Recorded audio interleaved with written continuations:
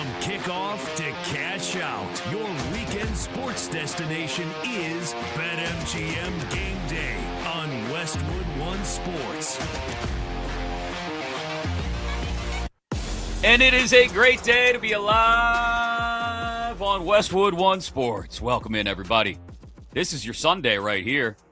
Right here on Westwood One Sports, it is BetMGM Game Day. I'm Chris Mack. PJ Glasser will jump into the show midstream 1 hour from now. And, yeah, there actually still is a lot going on, as the World Cup continues to whittle the field down with some of the heavyweights advancing. A massive matchup tonight in Mexico City. I mean, the atmosphere for England-Mexico alone should make it insane. We'll definitely get you ready for the U.S. matchup against Belgium in the round of 16 tomorrow night in Seattle. We got the kickoff to the NBA Summer League. A couple of those top draft picks got started officially out in Salt Lake City. We'll let you know what happened, see if there's anything to take away from that. We had hot dogs. We had weddings. We had walk-off dongs. That sounded weird for a second, but just go with me on it. We have the all-star teams named, who got snubbed, who made it that shouldn't have, which teams are set to surge or maybe collapse in the second half in Major League Baseball. And, of course, we got the biggest story of the week. Where will LeBron James go? All of it right here on Westwood One Sports, inside the Westwood One Sports app, of course, always inside the Odyssey app as well, AUDACY, and live across North America on Sirius XM Channel 375, plus our usual favorite segments here on a Sunday morning / afternoon across the country. Our power rankings. PJ and I will power rank the most improved teams in the NFL between the end of last season and the beginning of this season, which is now training camps just a few weeks away. And I believe we only have 10 more Sundays until we've got the return of NFL football. Plus, we like to have fun with a draft every week here on BetMGM Game Day. So this week, in honor of Country Roads, kind of taking over the summer as the unofficial or official, I don't know, anthem of the U.S. men's national team, we will draft our favorite sports anthems, songs, and you can define it any way you want to. Something that gets you hyped, something that you think is just a great victory song. It doesn't matter. Anywhere and anything in between. The whole crew will get in on it here on BetMGM Game Day. Mike making sure all the buttons get pushed right. Grant, Max, Zach, the whole team here. We are ready to go with the 5 biggest stories of the day. Right off the top, we call it the High Five.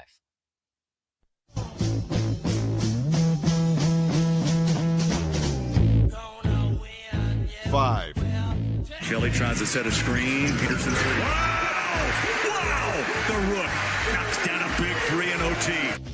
Craig Bolerjack on Prime Video. That's Darren Peterson doing Darren Peterson things in his first NBA Summer League game for the Jazz yesterday. He dropped 28 in his Summer League debut in a 103-102 overtime victory over Atlanta, including that late 3. He was 11 of 21, 4 of 7 from 3, 5 rebounds, all in 27 minutes.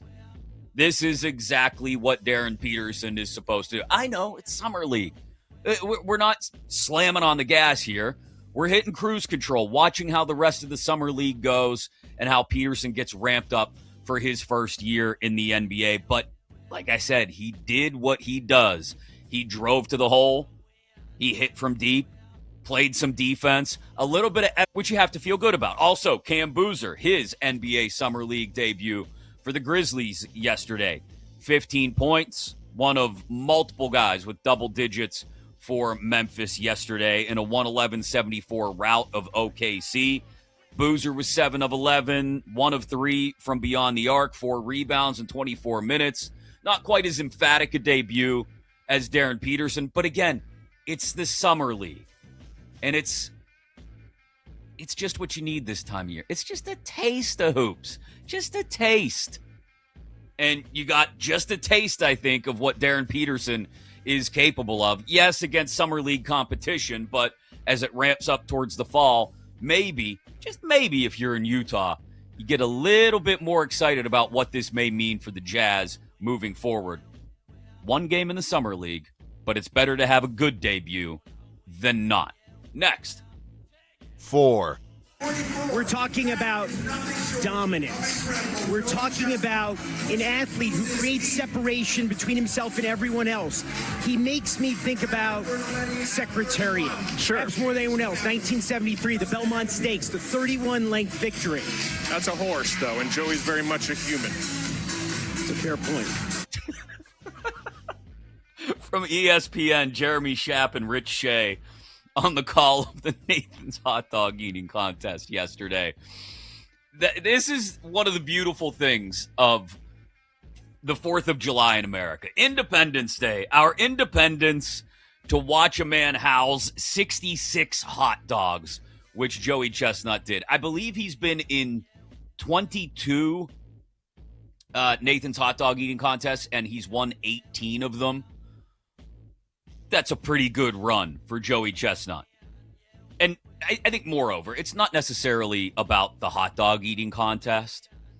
For me, it's just about Jeremy Schaap, who is a world-renowned sports journalist, right? Son of the late Dick Schaap, who, if you grew up around my age, right, you'd get up on Sundays, and ESPN had that morning block where the sports reporters were a part of it, and Dick Schaap would moderate what was then like the only panel show on TV. You'd have sports writers like Mike Lupica and guys from all over the country sitting down and talking about the issues. And these were like old, crusty sports writers. I mean that in the most endearing and flattering way possible. But guys that would sit in press boxes every single night at every game. And then they would get together once a week. And in the early days, before there was sports talk, or as sports talk was becoming a thing on the radio, the sports reporters was one of the inspirations for these panel shows. And Jeremy Schaap, like I said, a world-renowned sports journalist, son of the late Dick Schaap, who was the moderator on the sports reporters, is there calling Joey Chestnut downing 66 dogs on the 4th of July and handling it with what is both reverence and humor all in the same sentence. Bravo, Jeremy. Great job. And to Joey Chestnut as well. Don't pretend like you didn't, if you didn't watch it, you didn't at least ask someone or look it up on social media at some point yesterday. Wonder how many hot dogs Joey Chestnut ate. Wonder if he won again. Well, 66, and yes, he did. Next.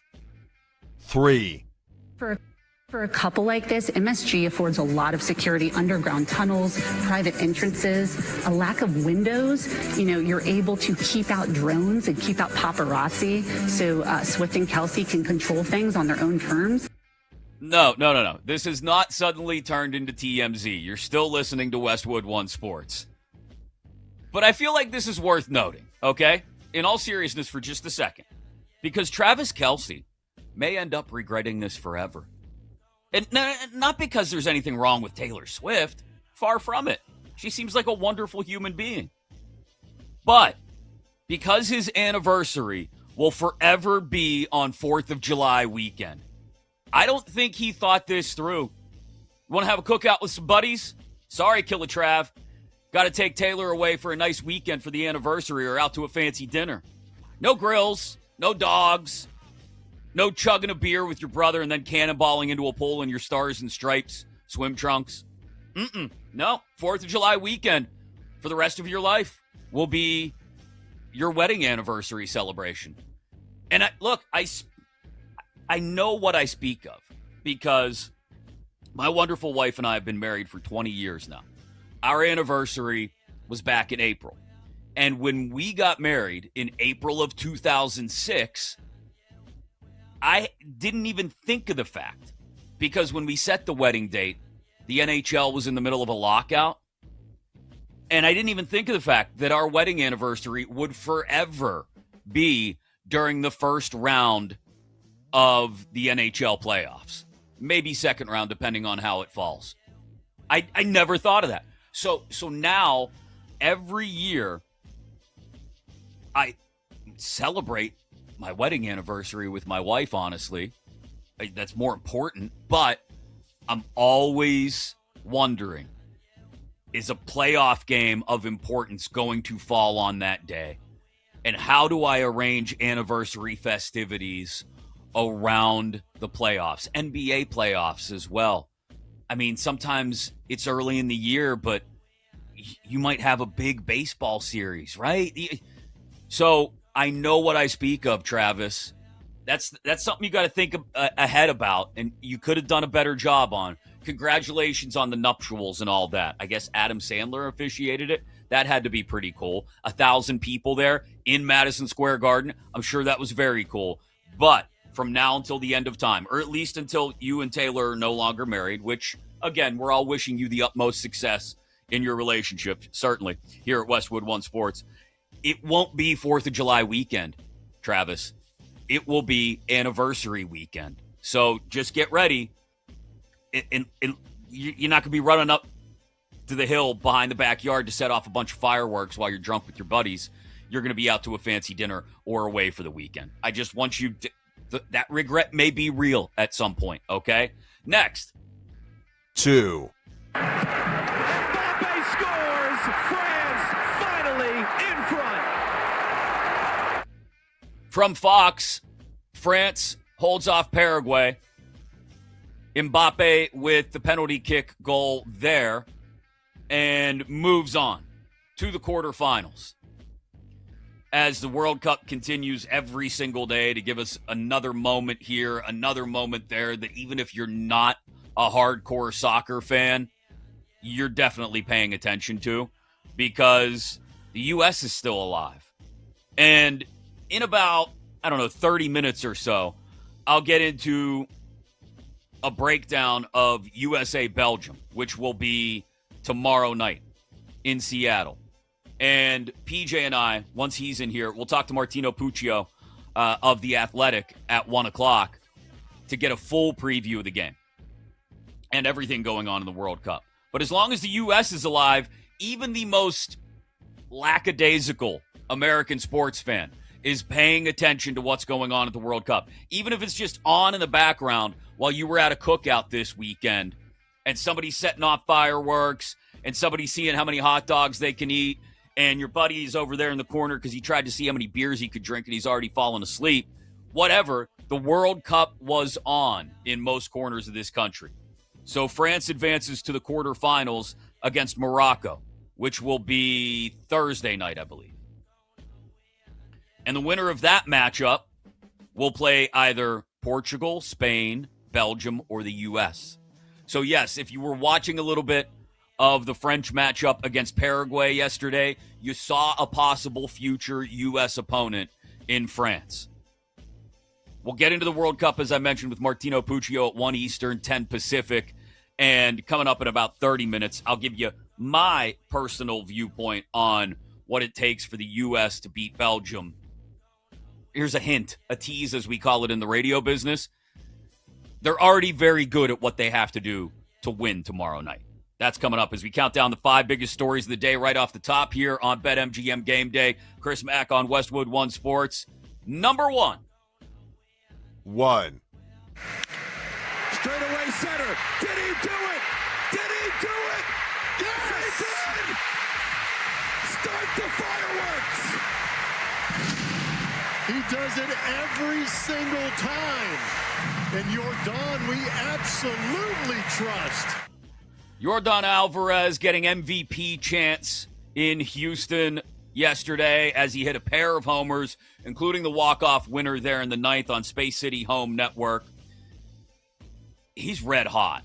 And I, at least a week ago, said I don't know if the Astros are a team that clings to a wild card. So maybe they end up winning the division. I could also see him following all the way out of the playoff picture. PJ and I, a little bit later, will give you our MLB teams that we think are set to surge or set to collapse. We'll talk to Jay Kazan in the 2 Eastern, 11 Pacific hour about everything going on in baseball. But the All-Star Game rosters were also announced yesterday.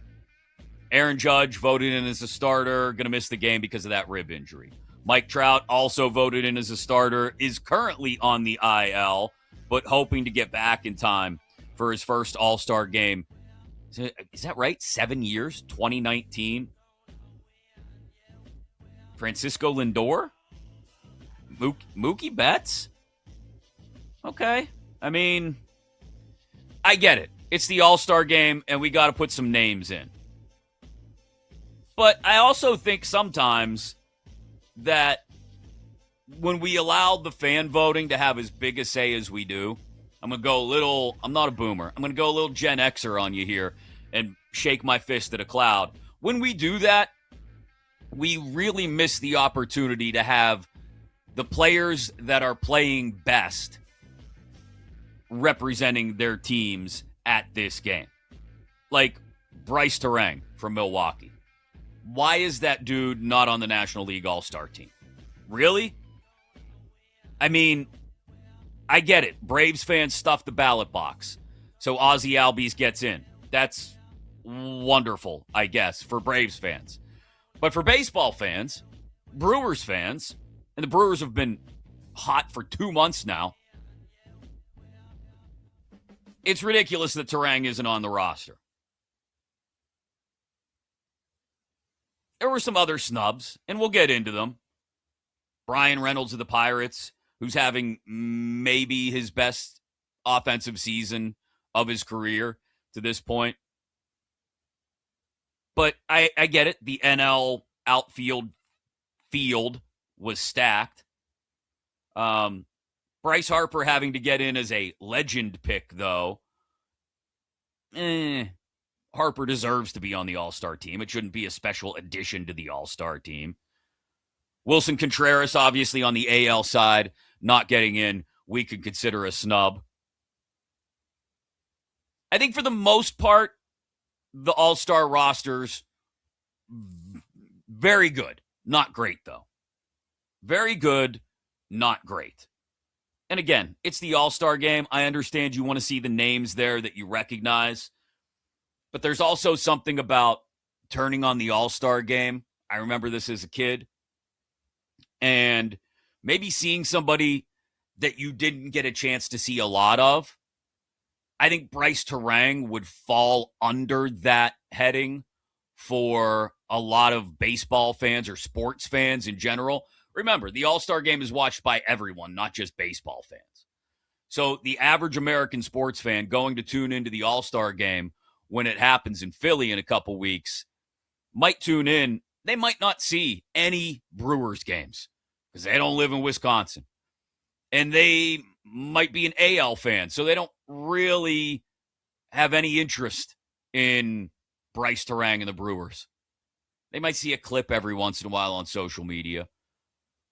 But if you're just an average, everyday sports fan, part of the attraction of the All-Star game is seeing players who you wouldn't ordinarily pay a lot of attention to, even if they're very good, because they might not have much of an effect on your team whatsoever. Bryce Terang, a perfect example. If I had to give you a list of snubs, I think he would be at the top for me, the second baseman from the Milwaukee Brewers. But the All-Star teams are named, and we are firmly in the second half of the season now with the All-Star break just a little over a week away. So, as mentioned, we will talk to Jake Hassan of Hassan's Hacks at 2:20 Eastern, 11:20 Pacific. Martino Puccio, as I mentioned, from The Athletic, will join us at 1 Eastern, 10 Pacific to preview not just USA, Belgium, but Mexico, England tonight are going in Boston with the Celtics. So John Corrales of Locked On Celtics will join us exactly 1 hour from now as well. Where should LeBron go? Where will LeBron actually go? That's a very valid question. And I think the two answers might be competing with each other. Like, what makes the most sense for LeBron, but what will end up working for LeBron? We had someone give us a very detailed breakdown of the thinking going on inside LeBron James' head. Someone who is as close to him as anybody, especially with a decision looming in free agency this summer. And we'll roll through some of what went into that or will go into that decision.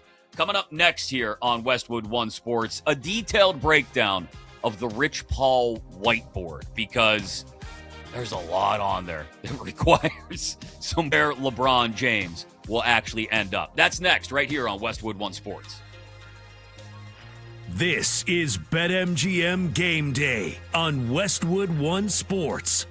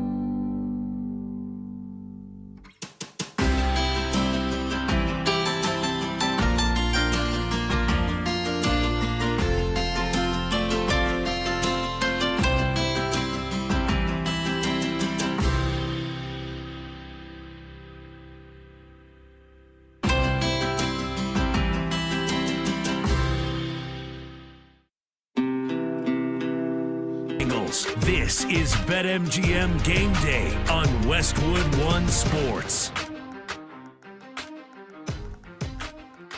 Live all across the country and right here in your ears, as well as north of the border, all across North America on Sirius XM Channel 375. It is Westwood One Sports. Chris Mack with you. PJ Glasser will join us midstream at the top of the hour at 12 Eastern, 9 Pacific here on BetMGM Game Day. This segment sponsored by Progressive Commercial Insurance, protecting small businesses with affordable coverage options. Get a quote today at progressivecommercial.com. And at the top of the hour, when PJ jumps into the mix, first thing we will do is talk about where should LeBron James go? There are plenty of thoughts. Everybody's got a thought about where he should go. And later, we'll even talk about where we think he actually will go. Do those two things match up? Plus, plenty of World Cup coverage today here on Westwood One Sports. Martino Puccio of The Athletic going to join us at 1 Eastern, 10 Pacific to talk about not just the U.S. and Belgium tomorrow night in the round of 16, but obviously two massive matchups today as well in the round of 16. Brazil against Norway, 4 Eastern, 1 Pacific. Mexico, England in Mexico City at 8 Eastern, 5 Pacific tonight. Definitely want to talk to Martino about that one as well. A little later in the show, we will power rank, PJ and I, our most improved NFL teams between the end of last season and where we are right now. 1 through 5, we will rank them for you coming up right around 1:25 Eastern, 10:25 Pacific. But it was fascinating to watch it play out on Friday morning, late Thursday night, early Friday morning. Game Over with Max Kellerman and Rich Paul dropped a new episode of their podcast. And obviously, as every podcast does these days, it had video attached. In fact, if you want to watch this show right now, you can do so on YouTube, youtube.com/@BetMGM tonight. And it may be helpful right now to watch as I'm speaking to you, if you can do so. If not, I'll lead you through the visualization. Don't worry, because we have a screenshot that has been popularized all over social media and really all corners of NBA coverage over the last 48 hours. It is the screenshot of Rich Paul's whiteboard. Rich Paul, LeBron James' agent. There you see it on the screen right now if you're watching. And look at this. We've got LeBron right in the middle of this whiteboard, okay? And we've got all these different spokes coming off of LeBron as the hub of the wheel. And some of them are a listing of different lineups, maybe to get an idea of how LeBron would fit in those spots, right? And then you've got other notes off to the side as well, in the corners, in the margins, as it were, about other options. So by my count here, we have, I think, 10 different teams on Rich Paul's LeBron James whiteboard, okay? You've got up in the far left corner, it simply says Steph and Dre. Okay, Golden State. So that's still in play. But I really think when the Warriors could not convince the world, including the Washington Wizards, who were kind of important to be convinced in this aspect, that Anthony Davis could come to Golden State, LeBron looked at Golden State and said, okay. I was ready to dive into the deep end, but let's put that on the back burner now. He's also got one off to the left on this whiteboard that says Dallas and Masai, oil, golf, Macon, Africa. I have no idea how all those things tie together, but clearly Dallas being mentioned in reference to the Mavericks. Then over on the left, in the bottom left, you've got Brad and Tatum, obviously referencing the Celtics. On the far right, you've just got Spurs underlined.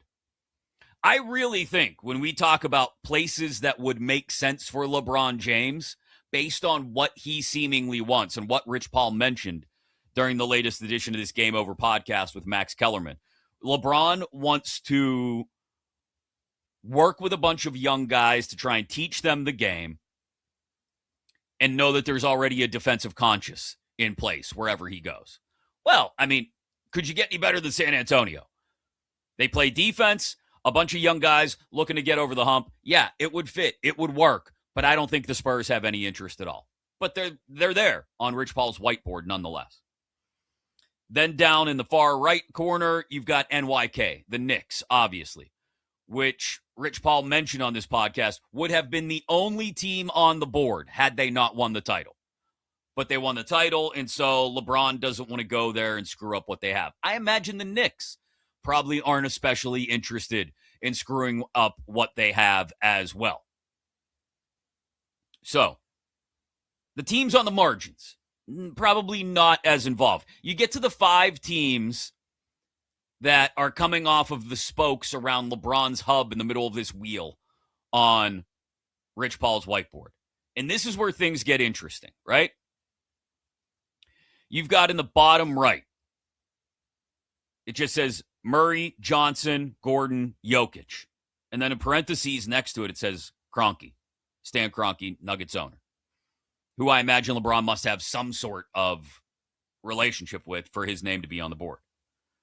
Would this work? I think it could.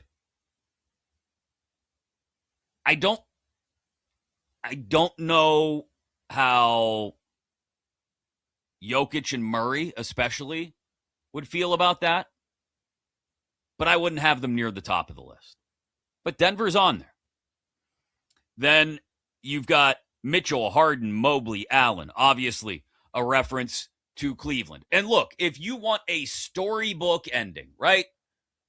Whether it ends in a trip to even the Eastern Conference Finals, I think is up for debate, much less the NBA Finals, much less a title. It is the perfect book ending to the narrative of LeBron James' career. His hometown is Akron. Cleveland's an hour down the road. He started his career there, brought a title to the city in the middle of his career. To end it in Cleveland would sure make a ton of sense if we're just looking for narrative, right? So it makes sense that they're there on the list as well. The other team that I think narrative-wise makes a ton of sense is over in the left-hand corner of this whiteboard. And it says Mitchell, Wiggins, Giannis, Bam, the Miami Heat. I think this is, for LeBron, a solid fallback option. Not a top priority. I don't think it should be. But for a number of reasons, it's a really good fit for him. He's familiar with the organization. Pat Riley has already said he'll leave the key under the doormat for him, right? Pat Riley would still leave a giant question mark at guard, but would love to have LeBron come back for his final year in Miami. Again, I don't think, even at the absolute best, healthy Giannis and all, it would go any farther than the Eastern Conference Finals. But narratively, it fits the structure. And someplace where you once brought multiple titles in the middle of your career. And here, my friends, is where we come to the two most interesting options, in my opinion, anyway. The one that makes the most sense if LeBron really wants to chase a title, and the one that, admittedly, until 48 hours ago, wasn't even being thought of, and even now probably still remains a dark horse. Let's start with the one that everybody has been talking about for the last 48 hours or so. Here's what Rich Paul had to say on Game Over with Max Kellerman about Philly.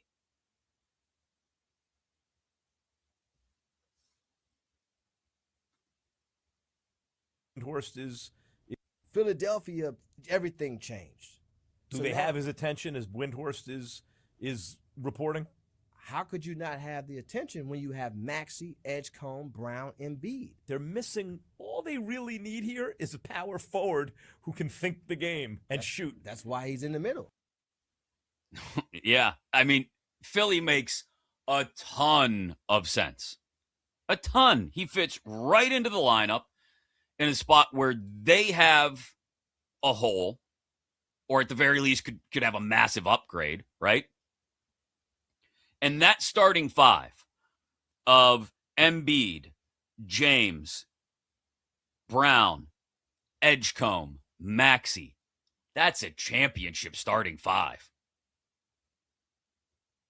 Are there massive questions about how healthy Joel Embiid will be and how much he'll play and what he'll look like when the playoffs roll around? Sure. But at the very least, if that's your healthy starting five going into the playoffs, look out. They would be my favorite in the Eastern Conference if they went to the playoffs with a healthy starting five of Embiid, LeBron, Jaylen Brown, VJ Edgecombe, Tyrese Maxey. That's a championship starting five. Makes a ton of sense. And so that's why everybody has been talking about that for the last 48 hours. The one that caught my attention Friday morning, as we were sifting our way through all of the information from this podcast episode of Game Over with Max Kellerman and Rich Paul, and the whiteboard and the screenshots and all of it. The thing that caught my attention is the last team on this board that we have not talked about yet. And you notice right under LeBron's name, there's a little line coming down, a little spoke on the wheel that points to Ant, Melo, McDaniel, Gobert. The Timberwolves may be a part of this. Here's Rich Paul. Minnesota. I mean, if you want to... You got Ant, you got LaMelo. You remember when Ant said, it's okay. We got Jay McDaniels. So it's okay because we got Jay McDaniels. And then you have Gobert, plus Tim Conley and that ownership group.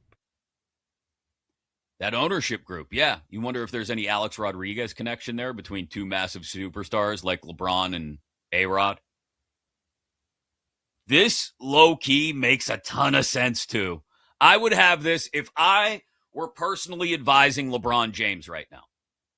This would be number 2 for me on the list of priorities. Philly would be number 1. Minnesota would be number 2. Because he fits right into this lineup also. And he can move around, find space. He's not going to be counted on every single night as the guy. And that's the one important thing that I think we learned about LeBron down the stretch in LA. Before he had to take over in the Rockets series to win that series, LeBron was starting to embrace the idea of being the third guy behind Luka and Reeves. And he didn't have to be counted on every night. Sometimes he was just out there to draw attention away from Luka and Reeves. And if he did, it got them more open looks. If he didn't draw the attention away and teams tried to lock down on Luka, Reeves wasn't available, bang, we shoot it to LeBron. And I think almost as well as Philly, he fits that idea in Minnesota. And we know they're young, relatively speaking. We know they haven't gotten over the hump yet. LeBron would love to be a part of that. And they play defense. Another thing LeBron listed amongst the priorities for a team that he wants to go to this offseason. So the T-Wolves, I think, are a very good fit as well. So that's your breakdown of the Rich Paul whiteboard. When we get PJ Glasser in here at the top of the hour, I'm just going to ask him straight out, where should LeBron go? What are your thoughts? Drop them in the YouTube chat, youtube.com/@BetMGM tonight. Or you can always pick up the phone, 310-840-4910, 310-840-4910. Where should LeBron go? And we'll also break down where we think he actually will end up going. That all on the way this afternoon here on Westwood One Sports. Chris Mack inside BetMGM Game Day. We are with you until 4 Eastern, 1 Pacific. Coming up next, I'll tell you how I think the U.S. beats Belgium tomorrow night in Seattle to move on to the quarterfinals, and why it shouldn't take a lot of adjustment, even with their most talented goal scorer out of the lineup. That's next here on Westwood One Sports. BetMGM Game Day. The action starts here. Westwood One Sports.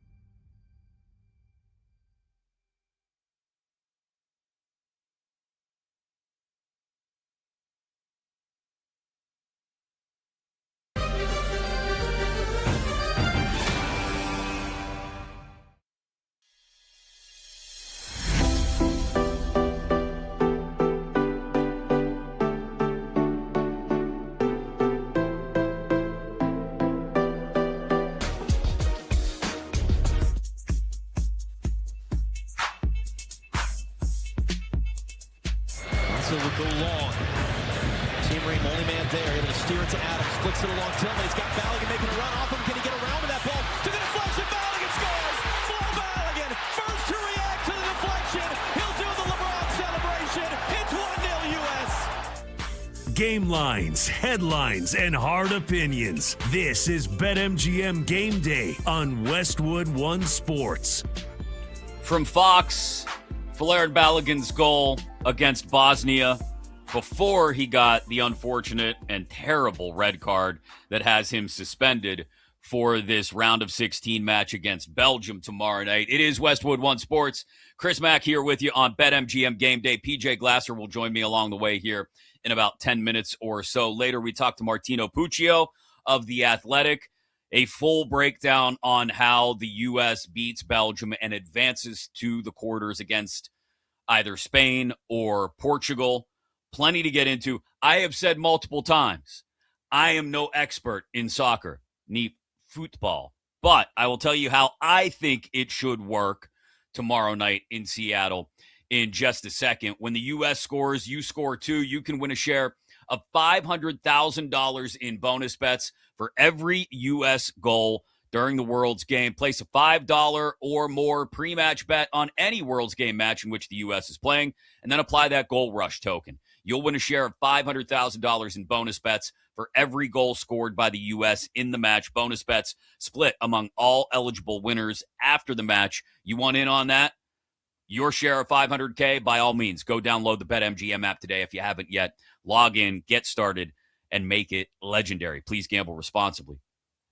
Back into the NBA offseason as well in half an hour with John Corrales of Locked On Celtics. We will power rank, PJ and I, a little bit later, our most improved NFL teams during this offseason. Plus, we'll talk about all-star snubs and teams set to surge or collapse in baseball coming up in just a little bit as well. Here's what Zlatan, and Zlatan is absolute gold on the Fox panel pre- and post-game. Here's what Zlatan had to say about the U.S. win over Bosnia. Good fighting spirit. I mean, they were the favorites. They were dominating the game. I don't believe Bosnia was a threat, even with one man more. But it's not easy to play with one guy less. They showed good organization, even when they played with one less. And you can see when you believe and you really want something, you do more. That's what the American team did. And unfortunately, Bosnia goes out. They showed the whole world who they are, not only on the pitch, also in the stands with the fans. I think many knows also their song now, but happy for United States they went through, and the next game is against Belgium without Balogun, which I believe is a big loss, to be honest, because he has been one of the best, if not the best player of the U.S. team so far. But today was a solid game. It was a win or lose game, like we talked about before.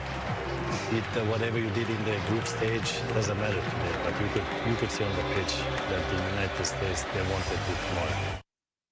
Zlatan on Fox after the win over Bosnia. And yes, the importance of Balogun can't be overemphasized, I don't think. I think he's their most gifted goal scorer. Now, Christian Pulisic is probably, again, in my opinion, the most talented guy on that American team when the ball is on his foot. I mean, the things he does, his ball control, absolutely ridiculous. So the real quick and easy knee-jerk reaction would be for me to say, well, Pulisic's got to score. Yes, Pulisic has to put one in the back of the net sooner rather than later if they're going to not only push past Belgium, but have any chance against Spain or Portugal in the quarters, if they get to that point. I think this is more, though, about the U.S. sticking with what has worked. They have been incredibly aggressive in driving the ball through the middle of the field and attacking the opponent's crease. Even when the ball gets outside on the wings, the first thing you see those forwards do is try to turn it back inside and get it into the middle. And they have been very good at creating opportunities in those moments. They have a greater speed advantage over Belgium. And yes, Belgium has guys who in Jeremy Doku, Kevin De Bruyne, who, if they get an opportunity on the counterattack, are very good at capitalizing. So the U.S. backline is going to have to, I don't want to say remain conservative. They haven't been conservative at all yet in this World Cup, I don't think, by my amateur eye. But the U.S. backline has to be highly aware of the counterattacks. But as long as the backline stays intact, doesn't allow those counterattacks from Belgium to create scoring opportunities, all you've got to do if you're the U.S., Pochettino has had them doing it the entire time, is just keep driving forward through the middle, and eventually those opportunities are going to be created, even without Balogun on the pitch, and maybe it's Pulisic who capitalizes on one of them. That's my amateur analysis. We'll ask someone who knows a whole lot more about the game, Martino Puccio, coming up at 1 Eastern, 10 Pacific. But coming up next, I got to ask my guy PJ Glasser, where should LeBron James go? That's next here on Westwood One Sports.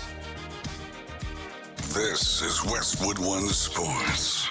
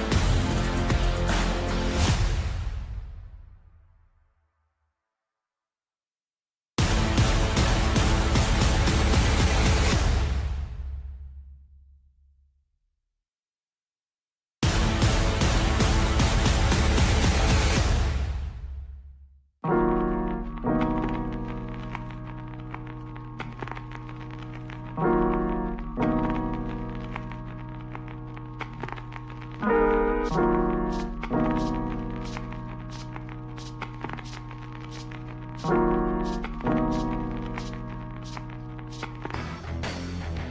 weekend sports conversation rolls on with BetMGM Game Day right here on Westwood One Sports. Oh, hell yeah. That's PJ Glasser's music. He joins us for the rest of the show. I'm Chris Mack. This is Westwood One Sports. BetMGM Game Day with you live every Sunday here inside the Westwood One Sports app, the Odyssey app, and, of course, SiriusXM Channel 375 with you till 4 Eastern, 1 Pacific. Hope you're enjoying the 4th of July weekend, whether it involves blowing stuff up, pounding hot dogs, just hanging out with friends and family, whatever it is. I hope you got a little taste of whatever you were looking for. Maybe it's the World Cup. Maybe it's the NBA offseason. Maybe it's the MLB All-Star teams getting set. Whatever it may be. Now just 17 days away, I think, from the official opening of a few NFL training camps. So there is a lot to get into. We will power rank our most improved NFL teams. We'll talk to Jay Kassan about baseball. We'll talk to John Corrales of Locked On Celtics in just 20 minutes about what the heck is going on in Boston.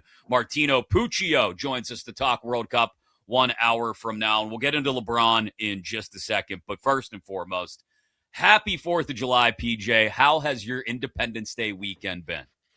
Chris, happy 4th of July to you, my friend. Good to see you.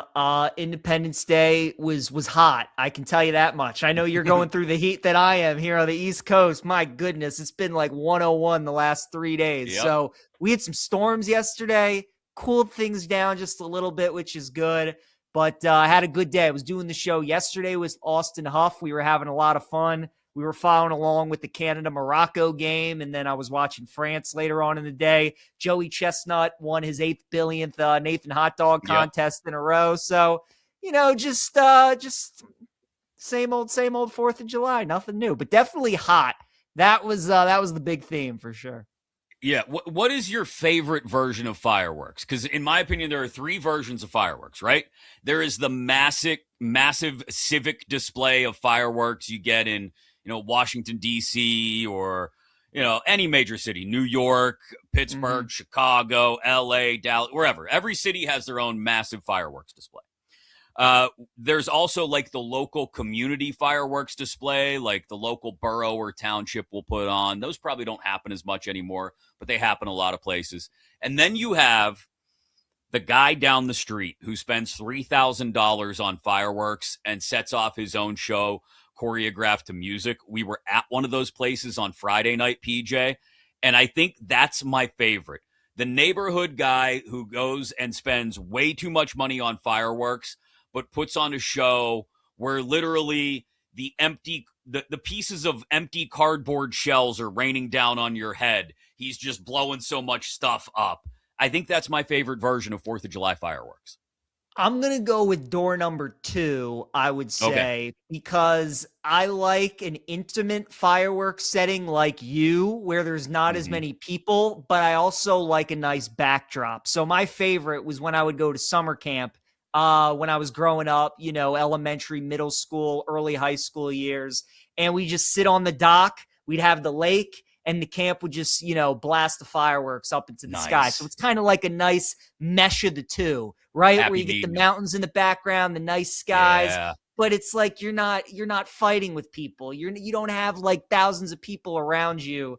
I just think as great as it is in the major cities and those insane fireworks displays, like last night on the National Mall, Chris, or I'm sure, in downtown Pittsburgh or wherever, these places it's insane. Like, I don't want to do all that. So I would probably go door number 2. I like a nice little middle between the two.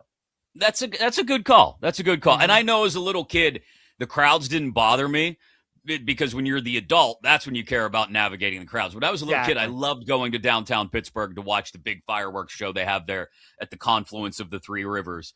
But yeah, I think I'm more on the hang out in the neighborhood tip these days. But however you're celebrating 4th of July, we thank you for spending some time with us. As I mentioned, in about 15 minutes, John Corrales of Locked On Celtics will talk to us about the Jaylen Brown deal and everything that's happened in Boston over the last week. It feels like a lot Feels like not enough has happened, yet too much has happened. That will be Celtics specific in just a couple of minutes. But the Jaylen Brown move to Philly, PJ, I just finished a way too detailed breakdown of the Rich Paul whiteboard. The Jaylen Brown deal to Philly has opened a door for LeBron James to consider Philly as a possible landing spot. That is my contention. I think the best possible spot, if LeBron really wants to go out with a chance at winning a title, Philly right now is the spot that makes the most sense of teams that may be interested in him. When you scan the entire landscape, where do you think LeBron should go? I agree with you. Of the top 6 choices right now, where it's pretty much down to, so you got Golden State, Miami, Cleveland, Minnesota, Denver, and Philly. That's the 6, right? Of those 6 teams, if he wants to win a championship, I agree. Maxey, Jaylen Brown, Edgecombe, LeBron, and Embiid is your starting 5. I mean, that stays healthy. Like, who's beating that in a 7-game series? So I would agree with you. I think if he wants to win a championship, he goes to Philadelphia. It really does feel like Cleveland or Golden State, though, Chris, I think are the options that he ends up going with. I've been steady with saying that I think it's going to be Golden State. Now, I'm a little bit concerned about my Golden State selection because he's in Akron right now. He's hanging out with his boys. He's hanging out with family. We got random strangers taking photos with him when they're on morning jogs. Like, this would be really mean of LeBron to tease his city like this, hanging out during all this and then going somewhere else. For me, it's like I've always thought all along, he went to Miami. He treated those as his college years. He went there. He did that. Then he went back to Cleveland to win a ring. He went there. He did that. I get the part of like going back home, finish where you started. I understand those kinds of things. I've just always felt Golden State is super appealing because he gets to stay in California. He's about an hour plane ride away from the family back in Los Angeles. The fact that him and Curry both have 4 rings and the opportunity for them together to both get number 5. He just played with Steve Kerr with USA Basketball. All of this, I really think it's all about history for LeBron and it's cementing the legacy. So I've always just felt like Golden State, just the opportunity to play with Steph, I think more than anything outweighs all this. But these markets and everything is just telling you like Cleveland is the front runner. And the fact that he's literally in Akron right now kind of tells you he's the front runner too. I'm more so, Chris, and I don't think he'll go here, but I've also more so come around to the idea of Minnesota because if LeBron truly cares about the legacy, if you do really want to jump Jordan in the GOAT conversation, why not go to the city that is starving, the most desperate for a championship, that has the longest championship drought of any city, and that is Minneapolis, St. Paul. So, when people keep bringing that up, I'm like, that's interesting. And you got Ant-Man there. But again, I don't think he goes to Minnesota. So I think it's Golden State. I think it's Cleveland. I've said Golden State all along, so I'll stick to it. But I mean, you just kind of look at the writing on the wall right now, and it definitely does feel like Cleveland's the favorite. I think Minnesota makes a ton of sense. Like I said it a couple minutes ago before you jumped in, PJ, when I was doing the way too detailed breakdown of the whiteboard. Like, aside from Philly, and you mentioned the starting 5 there, like you said, would just be ridiculous. Again, massive caveat is Joel Embiid is healthy for the playoffs, and we know how massive a qualifier that is for any possible Sixers run, but that lineup would be sick. If, as Rich Paul said on this Game Over podcast, the latest episode with Max Kellerman that came out on Friday morning, if LeBron really cares about going someplace and helping them get over the hump, about helping a bunch of young guys learn how to think the game as well as play the game. Yeah, I know there's veterans there. Anthony Edwards isn't necessarily young anymore. Rudy Gobert is certainly not young, but a team that needs to get over the hump, he fits just as nicely into that lineup too. I mean, Gobert, McDaniels, James, Edwards, Ball. Yep. I mean, I'm not a huge LaMelo Ball fan. I criticized that deal a good bit when it came out a week ago because I more so was disappointed in getting rid of Naz Reid from Minnesota. But I still think if LaMelo Ball is the weakest link in your 5-man starting unit, I think that's a T-Wolves squad that could, at the very least, push whoever they meet in the Western Conference Finals to the brink if they got to that point. Whether it's OKC, San Antonio, maybe Denver, I think that's a team that's got a shot to go to the NBA Finals. No question. I was talking about this on the show yesterday, too, with Austin Huff, but I just feel like LeBron would strangle LaMelo. I mean, if he struggled with J.R. Smith, Chris, could you imagine what he's going to be like with LaMelo? Like, that's just a disaster waiting to happen. Gobert, too. I mean, both of those guys, he's got some JaVale McGee in him as well. So I don't know if LeBron at the age of 41, and he's going to be 42 when the season rolls around in December, in the middle of the season, I don't know if he wants to be dealing with all that at this point in time. But yeah, I kind of feel like it's Cleveland. Another part of all this that I can't get out of my mind was when in that interview that Rich Paul had when he was doing the podcast, and who knows how much of this like you can truly trust. You got to take a lot of it with a grain of salt. But he was talking about the part where if the Knicks didn't win the championship, it would be the Knicks. Like there would be no discussion, which tells me that he doesn't want to jump on. He doesn't want to pull the Durant, right? He doesn't want to hop on the bandwagon and just win a ring. He wants to go somewhere where they're a contender, but obviously it's like this group that he wants to experience a championship with and bring a city, so again, it's like he's done that with Cleveland already.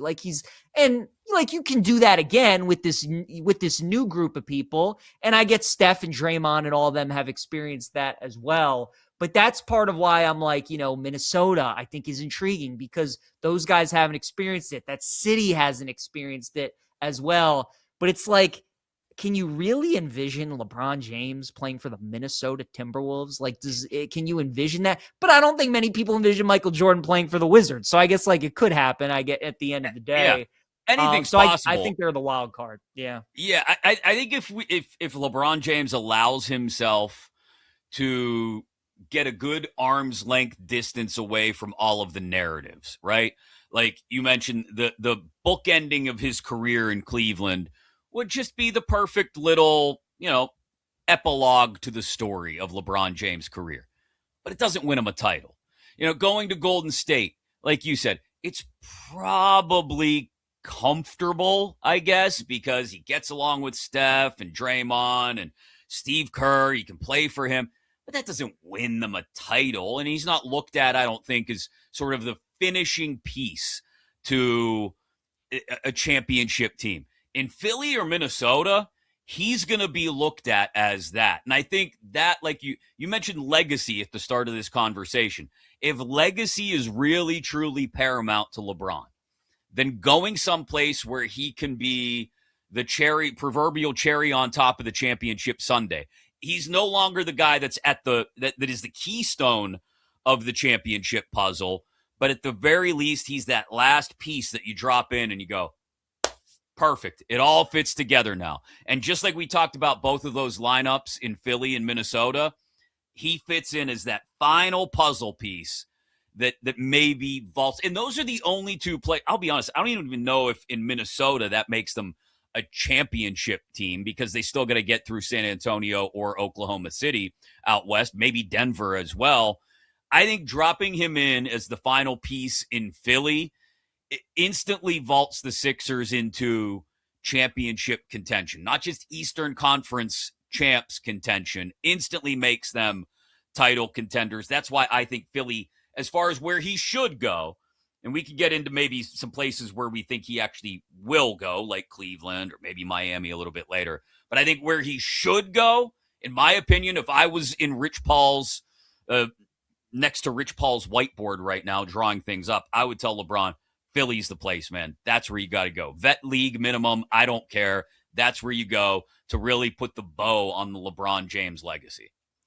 I agree. And if LeBron goes to Philadelphia and somehow Boston is still a betting favorite over Philadelphia, I don't care if I got to tie that money down for a year. I'm betting the Sixers at that price because in no world should Boston be favored over Philadelphia in the East. The Knicks, definitely, they're the champs. They got the whole starting five coming back.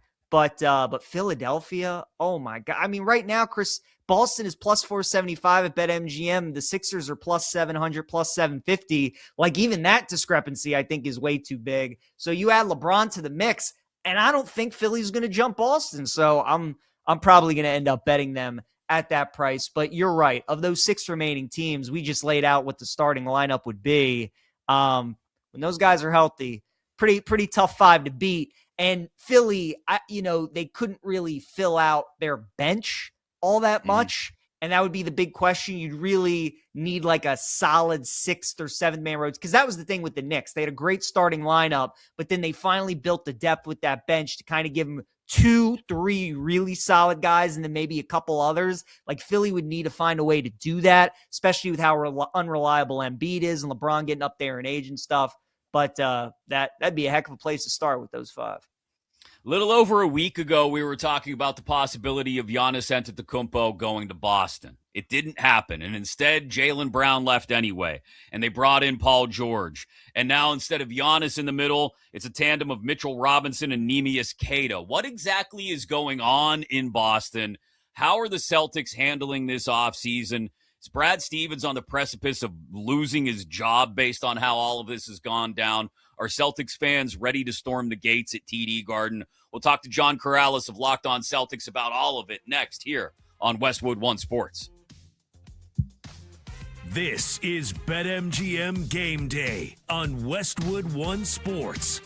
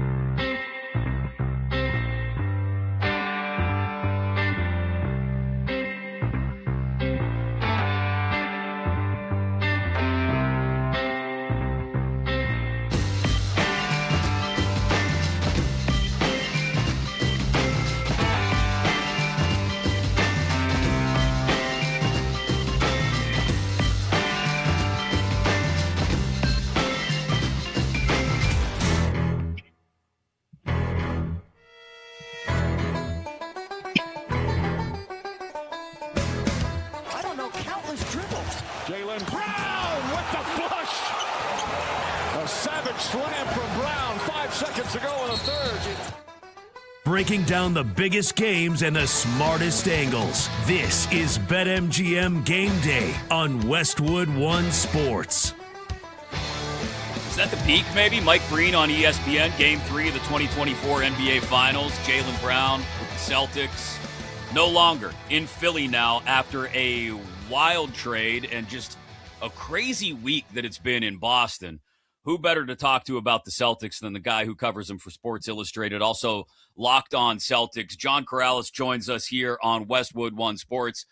Chris Mack alongside PJ Glasser here on BetMGM Game Day. Look at the view behind the man. He's out there in Newport, Rhode Island. That's America on a 4th of July weekend, John. How are you? Yeah, I'm doing great. How you guys doing? We're good. We're good. I want to start with this because after everything that happened with Brown being traded to the Sixers, the thing that struck me the most about his reaction to it was Thursday night when he did his Twitch stream, and he mentioned Brad Stevens, and he said, yeah, there were some parts of the communication from Brad Stevens that I wish could have been better, but I think there's more to it, I think was the exact phrase he used, talking about what's going on in the Celtics organization right now. This from afar, as someone who is not a Celtics fan, but has watched the Celtics be a part of every single postseason in a major way for the last decade or so, this does not feel like the way the Celtics usually act. What is going on with the Celtics this offseason? Yeah, that is the $1 million question here. And we're going to talk to Brad and Bill Chisholm tomorrow. So we're going to finally get some answers. That, I think, is going to be one of the first questions of what changed so drastically, so quickly, that Jaylen Brown went from a core piece of this team to just kind of almost frantically, desperately getting off of his contract. That part, I really don't understand. That I understand, like, from a collective bargaining agreement perspective, that things changed pretty quickly in the NBA. And a contract like Jaylen Brown's is not one that teams really, really want. And I think that's why the market was so depressed and why the Celtics were kind of willing to get off of him this year. To have a second star making supermax money is a bit of a financial problem. I don't know why that precipitated this kind of move and why they had to do this so quickly. But it might explain part of why Jaylen is saying there's more to it. Because this wasn't, for a basketball move, you don't trade Jaylen Brown for Paul George and think you're making your team better and giving yourself a chance to win a championship. So I do think that Jaylen is right in that there is more to it. It's just what that more to it is. John, do you think more people are upset at the return that Boston got for the trade or the fact that they traded him to Philly, you think? I think it's more the return that I think the expectation was if you're going to trade Jaylen Brown, like the first thing we were talking about was Giannis Antetokounmpo. And if you even go back to all of the Jaylen Brown rumors over time, they were for Jimmy Butler, Kawhi Leonard, Anthony Davis, the best of the best. And I think even Jaylen could say, I can wrap my head around the team saying they want these particular guys. I think he understood some of that stuff from a basketball perspective, even though he probably doesn't agree with it. So to suddenly say, okay, well, we're moving you for Paul George. Well, this isn't prime Paul George. This isn't Paul George of 10 years ago. This is Paul George on what people are calling the worst contract in the NBA and a guy who can't stay on the floor. And we don't know if he's going to play 30, 40 games for the Celtics this year. So that part is very confusing. And I think that's where most fans are like, this is it. The fact that he's going to Philly, I'm sure there's some feeling of like, on top of it, you've sent him to a rival. I'm curious how Jaylen will fit in Philadelphia. I think there is some question as to how that's all going to work. But the fact that you only got Paul George in, the picks are valuable, but no one cares about the picks in Boston. This was supposed to be a win now move. If you're trading Jaylen Brown, it's to get better now. And I think the feeling is that the Celtics got worse. This segment sponsored by Progressive Commercial Insurance, protecting your business vehicles 24/7. See if you can save at progressivecommercial.com. Talking to John Corrales of Locked On Celtics.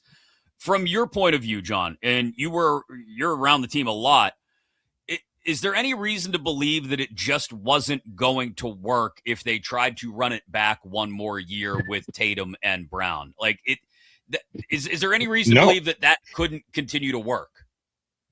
I have no. I think that Jalen and Jason absolutely could have worked, and that's part of the confusion. They would have been absolute contenders with Jalen and Jason, which is why, like, what is that other thing? Why are they so willing to take a step backwards basketball wise? And the only thing I can think of is that this was the height of Jaylen Brown's value. He turns 30 soon before the season starts. He's on a massive contract, $57 million. I can understand the mindset of this would be the time to move him, because at 30, 31, 32, like each year he gets older and that contract progresses, it becomes a little less valuable. So I get that part of it, but I also get you don't want to waste Jason Tatum's prime. Jason Tatum isn't, he's in his prime now, and he's just coming off of that Achilles injury. You don't want to take years to say, hey, we're going to make these little adjustments. So that's the tough part to really reconcile. The Celtics made a move that does not seem to be basketball related. It seems to be financial related. But at the same time, I also understand the collective bargaining agreement now is such a different beast than things in the past that it dominates so much of what has to be done in the NBA that it's actually working the way it's supposed to. It's tearing teams apart, and teams are making these inexplicable kind of moves. And you even see it, like, it's the reason why Mitchell Robinson is coming to Boston. You saw OKC move players for nothing. A lot of teams are doing things that you would say, this doesn't make a lot of basketball sense, but they have to do them. John, who do you think has the most pressure on them going into next season? I think most people would probably say Tatum, because him and Brown were always 1A and 1B, and now that Brown's gone, it all falls on Tatum to be the star. I kind of think it might be Pritchard, because from everything I'm reading, they're expecting him to take this giant leap. It doesn't look like they're going to make any big moves after losing Brown. So going into next season, who do you really think is the guy that has the most pressure to deliver for the Celtics next season? I'm going to go off the board here and say Derek White. He just coming off of a down season offensively, obviously one of the best defenders in the league, but we just saw Derek struggle as the number 2 guy, creating a lot off the dribble. And when he has been a number 3 and being much more of a catch and shoot type of guy, he's been great. So I'm wondering what he's going to be this upcoming season. If they're going to rely on him to be more of a catch and shoot guy, if he's going to have to do the stuff off the dribble, and if he's going to have to just spend his summer like, look, man, you got to figure this out. You're going to be an off the dribble guy. You're the number 2. You got to be a more efficient off the dribble player. He's not good off the dribble. It's the one big weakness in his game.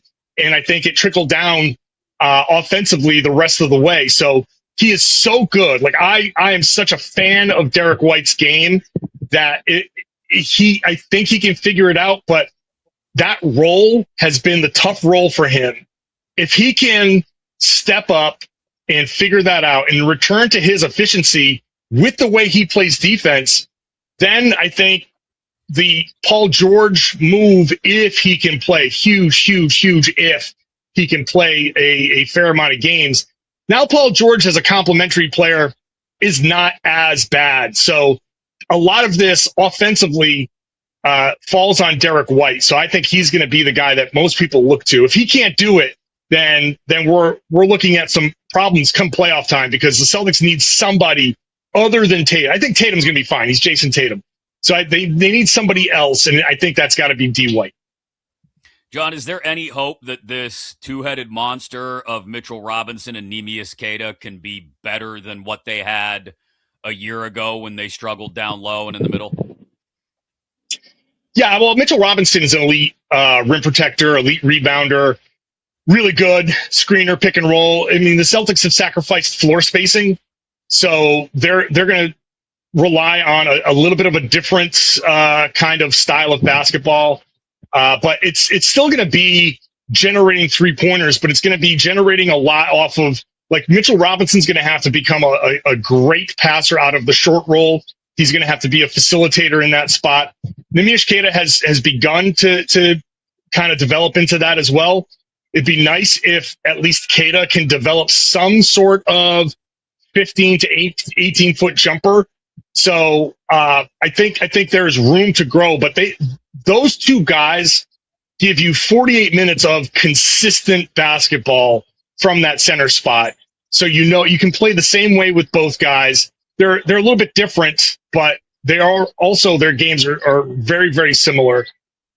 So I think it's going to be a very good addition. Robinson, especially with the offensive rebounding, it's a massive, massive part of what the Celtics do offensively. And part of the reason why they weren't able to beat the Sixers, the offensive rebounding was just demolished by the Sixers. They did a great, great job.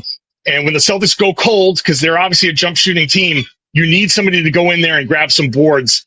And Robinson especially is going to be a guy that no matter what you do to try to box him out, he's going to find a way. He's got a nose for the ball. He's going to find a way to keep possessions alive, and that's what the Celtics need. John, another angle of this, do you think Boston made this trade and decided to, in a sense, kind of blow it up and part ways with Jaylen Brown because they just felt it was the best move for them moving forward?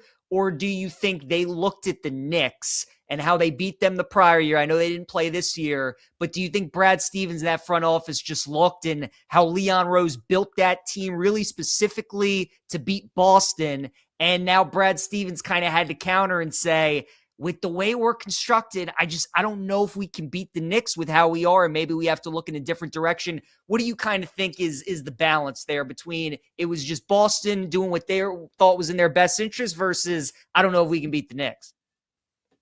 Well, I think the Mitchell Robinson signing would be more Knicks related because he's the reason why 2 seasons ago the Celtics lost to the Knicks in the playoffs. That was a completely Mitchell Robinson driven loss.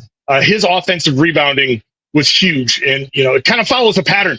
The Celtics signing guys that just killed them in prior playoff runs. So I think that's more Knicks related. I think the Jaylen Brown thing, the only thing that makes any level of sense to me is it's collective bargaining agreement related. CBA just has dictated that you can't have 2 players making $57 million. You can't have 2 35% max guys like that for very long. And the Celtics have had them for about as long as they could. And again, I just believe that the Celtics thought this was the year to get the most value out of Jaylen Brown. And it comes down to maybe a miscalculation on Brad Stevens' part, that the suitors would be a little bit more out there, that he'd be able to get the contract like a Paul George who's flippable after this season, right? I think the process is going to be flip Paul George after this year. He's going to be expiring, and then you try to get your second star that way. I think he thought you could do that and still get some young players and picks out of it and come away with a haul that made more basketball sense. So I feel like the Jaylen Brown thing is more CBA driven than anything. John, great insight. We appreciate it, man. I don't know, get out to Easton's Beach and enjoy the day or something. It looks beautiful there. Yeah, man, I got to get in the water out here. Cool off. Sounds good. Happy Thanks, 4th John. of July weekend. We appreciate your time. See you, gentlemen. John Corrales of Locked On Celtics also covers the Celtics for Sports Illustrated. Great insight there on what may or may not be going on with the Celtics organization. PJ, it's going to be interesting to hear what the front office, particularly Brad Stevens, has to say tomorrow afternoon. Definitely is. I mean, there are going to be a lot of Boston fans that are listening to that because we definitely want answers about why Philly, why was that the return that you got for Jaylen Brown, and why now? Because this has been rumored for the last 4 or 5 off seasons, it feels like, are they going to move on from Jayden Brown? Do they need to go out and get somebody else? And now, why was this the year it finally happens? Another thing with Boston too, Chris, I just wonder if they change their philosophy just a little bit. I don't think they're going to. This is a team that just like every net rating and next gen stat and all these sorts of things love this team. And they're always great in the regular season. But this is becoming the big conversation in today's day and age of basketball. Can you shoot that many threes and consistently win games in the postseason? I know they did win their championship, not too long ago, but for a team that seemingly always comes into the playoffs as one of the favorites in the East, more often than not, they've disappointed. Yeah, and despite the odds maybe not moving nearly as much as we thought they would on the Celtics due to this deal, it does shake up the Eastern Conference. So coming up next here on Westwood One Sports, PJ and I going to reorganize our NBA Eastern Conference tiers. How many teams are legitimate conference title contenders? How many teams aside from the Knicks can actually go out and win the NBA title, the Larry O'Brien? And where does everybody else in that big mushy middle fit in? We give you our NBA Eastern Conference tiers in light of everything that's happened so far in the offseason next here on Westwood One Sports. BetMGM Game Day. The action starts here. Westwood One Sports.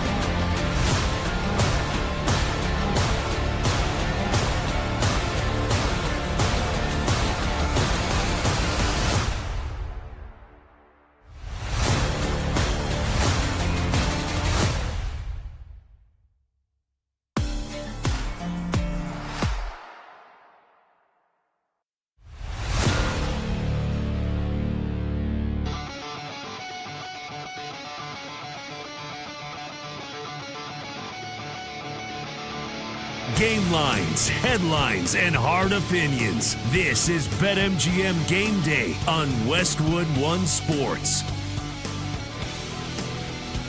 Major breaking news in the World Cup. We'll get it to you in 1 second.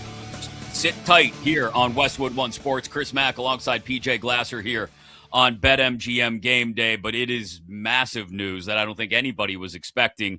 You can get an early payout for a 2-goal lead with the World's Game by placing a pregame straight match result bet on any World's Game match. And if your team takes a 2-goal lead at any point in that game, your bet will pay out as a win. The winnings are yours regardless of the final outcome of the match.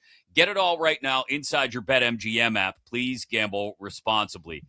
Folarin Balogun is eligible to play tomorrow night, PJ. This breaking news from multiple sources. We saw it first from Adam Crafton of The Athletic. I'm going to read directly from his story that he published exactly 4 minutes ago with Dan Sheldon of The Athletic. Folarin Balogun will be available to play with his 1-game red card ban suspended. Sources briefed on the process have told The Athletic.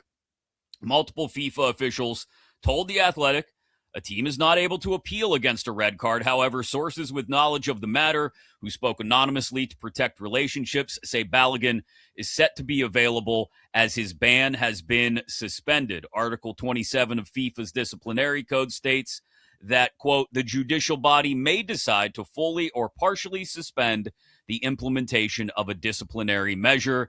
If the person benefiting from a suspended sanction commits another infringement of a similar nature and gravity during the probationary period, suspension shall be revoked, whatever. Flo Balogun back in the lineup is about as massive a positive the Americans could have a little more than 24 hours ahead of their matchup with Belgium in the round of 16 as they could possibly get. Chris, there are some people that partied a little too hard last night for the 4th of July that might be waking up right now, reading this news and are thinking, wait, what? What's going on? Pretty crazy, man. To give people kind of behind the scenes look, we're at commercial break and a friend of mine texts me this tweet that Balogun has been cleared to play. And I'm just looking at this like, wait, what? So I immediately talked to Zach and Grant and Max in the back. And I'm like, guys, I'm getting a tweet that Balogun might be back tomorrow. Can we find 4 different outlets that confirm this? Because obviously it's a pretty big story if it's true. And it definitely looks like it is, man. So holy smokes, is that big? I can't believe it. Again, we're talking about the most gifted goal scorer on the roster in Balogun, and that's not to take anything away from anybody else, including Christian Pulisic. We're going to talk to Martino Puccio of The Athletic about all this at the top of the hour. So I'm fascinated to get his initial reaction. But based on my modicum of research on how Belgium plays, and based obviously on watching the U.S. to this point, the U.S. has gotten to this point just because of their aggressiveness on the attack, because they are after it and they are driving through the middle of the field. And whether you've got Pulisic, who is probably the most talented on the squad with the foot actually on his ball as far as moving in and out of defenders, he's like a wizard sometimes, the way he dances people. To now have Balogun back in the middle of that attack to finish means that you're going to spread Belgium out, obviously, defensively, just as you have every other team you've played to this point, and you get an added advantage. You're already a faster team than Belgium, again, based on my modicum of research. So now you've got an even better chance to take advantage of them when you've got the ball. All the more reason for the U.S. to keep doing what they've done under Pochettino to this point, PJ, which is just keep driving, just keep attacking, and now you got Flo Balogun to finish those opportunities off. And look, I'm excited we're getting ready to talk to Martino at the top of the hour, because all the soccer people I listen to tell me that this Belgian back line is a little shaky. And it was a shame that Balogun was going to miss this match because of how great he's been in this tournament, and he really could have exposed this Belgian back line. Well, now that he's back, I mean, this is terrific news, Chris. So what I want to know, do we think that the U.S. men's national team got word of this before the rest of before we did? Or do you think they are also finding out? Are they finding out right now? Yes, because could you imagine the scenes right now if they're like working out or practicing and they're getting their phones are blowing up or whatever? Yeah. I would think they probably got word a little bit before we did. But pretty incredible, dude. This is awesome. That environment in Seattle tomorrow was already just going to be insane. The fact that Balogun is back now, just awesome. And just so great, Chris, because this team has been so impressive. They've been so good as favorites. Every ounce of doubt that we've had, can they play a low scoring game? What does it look like if they have 10 men? What does it look like if they face adversity? Really, the only question we have left is what happens when they go up against the top 10 teams in the world. And they're facing one of those in Belgium. And without Balogun, it was like, man, it sucks that we're going to be without our best player, our best goal scorer. Well, now there's none of that. He's back. So we get to see him at full strength, and it's going to be a ton of fun. So super thrilled by the news, obviously, and super cool. Yeah, for those of you just jumping in midstream, the breaking news from multiple sources, including The Athletic, Fox Sports, all of the above, Folarin Balogun has been reinstated, or his ban has been suspended, I guess is the more accurate way to put it. He will be eligible to play tomorrow night against Belgium in Seattle. I'll say this, PJ. I think a lot of the reason that, and look, as Americans, we're event people anyway. When a big event comes around, we have a serious, sense of FOMO. We don't want to miss out. We want to lock in on the World Cup. We want to be a part of it, whether you're a sports fan or not. But I will say, I think a lot of the reason this U.S. men's national team, in this World Cup in particular, has found maybe a softer spot in the heart of American sports fans has been because of the way they play. The way they just absolutely rocketed out of the gate in that first group stage matchup against Paraguay. The way they continue to play, the way Pochettino keeps telling everybody, this is how we play. You hear Zlatan a lot on Fox talk about teams getting away from their personality, and he's very critical of that at times. This is a team that doesn't get away from that personality. It's an aggressive style, especially offensively when they've got the ball, and that, I think, has endeared them to American sports fans because it's a whole hell of a lot more fun to watch than a team that just sits back and tries to win 1-0 all the time. They are constantly on the attack, trying to create offense and score goals. And as American sports fans, that's what we want, right? Chicks dig the long ball. We want touchdowns. We want goals. We want threes. We want offense. And I think that has a lot to do with why this American team has found, like I said, a softer spot in the hearts of U.S. sports fans to this point. It's such a great point because when we played Belgium in the World Cup 8 years ago in this kind of matchup, we were just relying on Tim Howard to be God in goal, right? Stop everything. And we really didn't generate much offense. It was Belgium who had a majority of the possession. But this game tomorrow, Chris, you're going to see two evenly matched teams, and you're going to see the U.S. hang their own with Belgium. So I completely agree. It's the fact that they've looked so good in these tournaments, but now it's the thought that they don't need to park the bus. They can generate possession. They can force turnovers. They can force some pressure on the back line of these other teams. And it's going to be a heck of a game tomorrow, man. That's just, what a shot of adrenaline that is. I know. And this also, you talked about taking on the big boys. This sets up what is going to be, if the U.S. continues to advance, really a murderer's row, right? They get Belgium, I think ranked 9th in the world. Then you're going to advance to face either Spain or Portugal. Either way, a heavyweight. If you were to get through that match in the quarterfinals, not only would it be massive, but then you'd be headed to the semis against presumably France, we would think, out of that portion of the bracket. I mean, you're to the point now where everybody who said, from Jurgen Klopp to Eric Winalda to everyone else who said this is the best ever version of the U.S. men's national team, we're getting to a point where they have a chance to really prove it.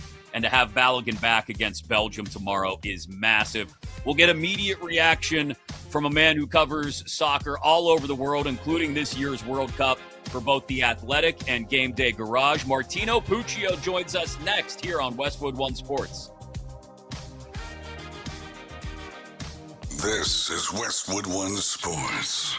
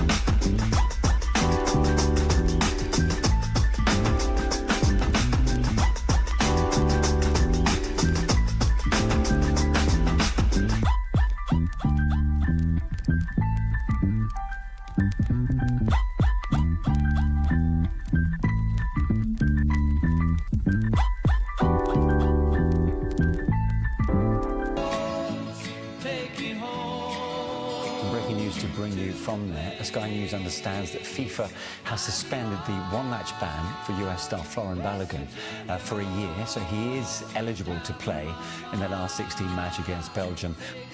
Your weekend sports conversation rolls on with BetMGM Game Day right here on Westwood One Sports. What a time to be an American soccer fan or just an American sports fan in general. Literally getting the breaking news 15 minutes ago that Flo Balogun's ban for what would have been, well, it was for a red card, would have been for the round of 16 match against Belgium tomorrow night in Seattle, has been suspended by FIFA, which means he is eligible, arguably the most talented, gifted goal-scoring forward for the Americans, will be on the pitch tomorrow night against Belgium with their chance to advance to the quarterfinals on the line. It is Westwood One Sports. Chris Mack alongside PJ Glasser here on BetMGM Game Day. Perfect timing to have our next guest. He covers soccer all over the world. He's a contributor for The Athletic. He's been covering the World Cup very closely for our friends at Gameday Garage as well. The great Martino Puccio is with us. Happy Sunday, Martino. And I got to ask, just what's your immediate reaction to this news of Flo Balogun being eligible now for tomorrow night's matchup against Belgium? I'm immediately stunned by this. It's the best news that you could possibly receive. I'm a little upset it didn't happen yesterday on the 4th. That would have been a lot better, but beggars can't be choosers at this point. I mean, this completely changed the entire dynamic of this game, let alone the energy that's going to be brought in Seattle, because we know Seattle is one of the best home field advantage places that you could play in this country, let alone anywhere else.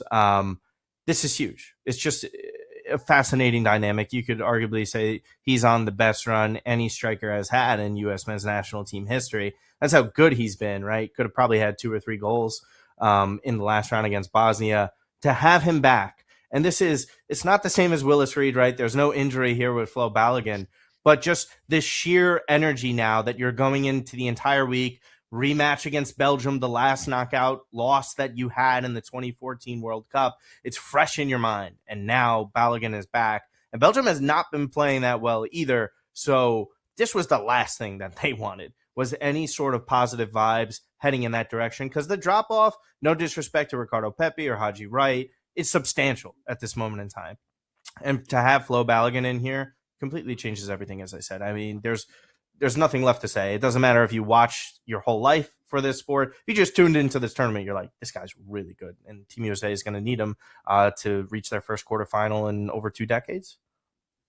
It's unbelievable. And Martino, just listen to a lot of soccer people like yourself. Belgium, Courtois has been doing it a long time. Great goalie. You still got Lukaku, De Bruyne up front. Like, Belgium's got world-class players. The back line, though, is probably like the weak link of the team, right? A little bit shaky. So, I mean, getting Balogun and back, like you said, especially for a matchup like this, it's just huge, right? But would that probably be the area of weakness would be for Belgium, is probably the defense?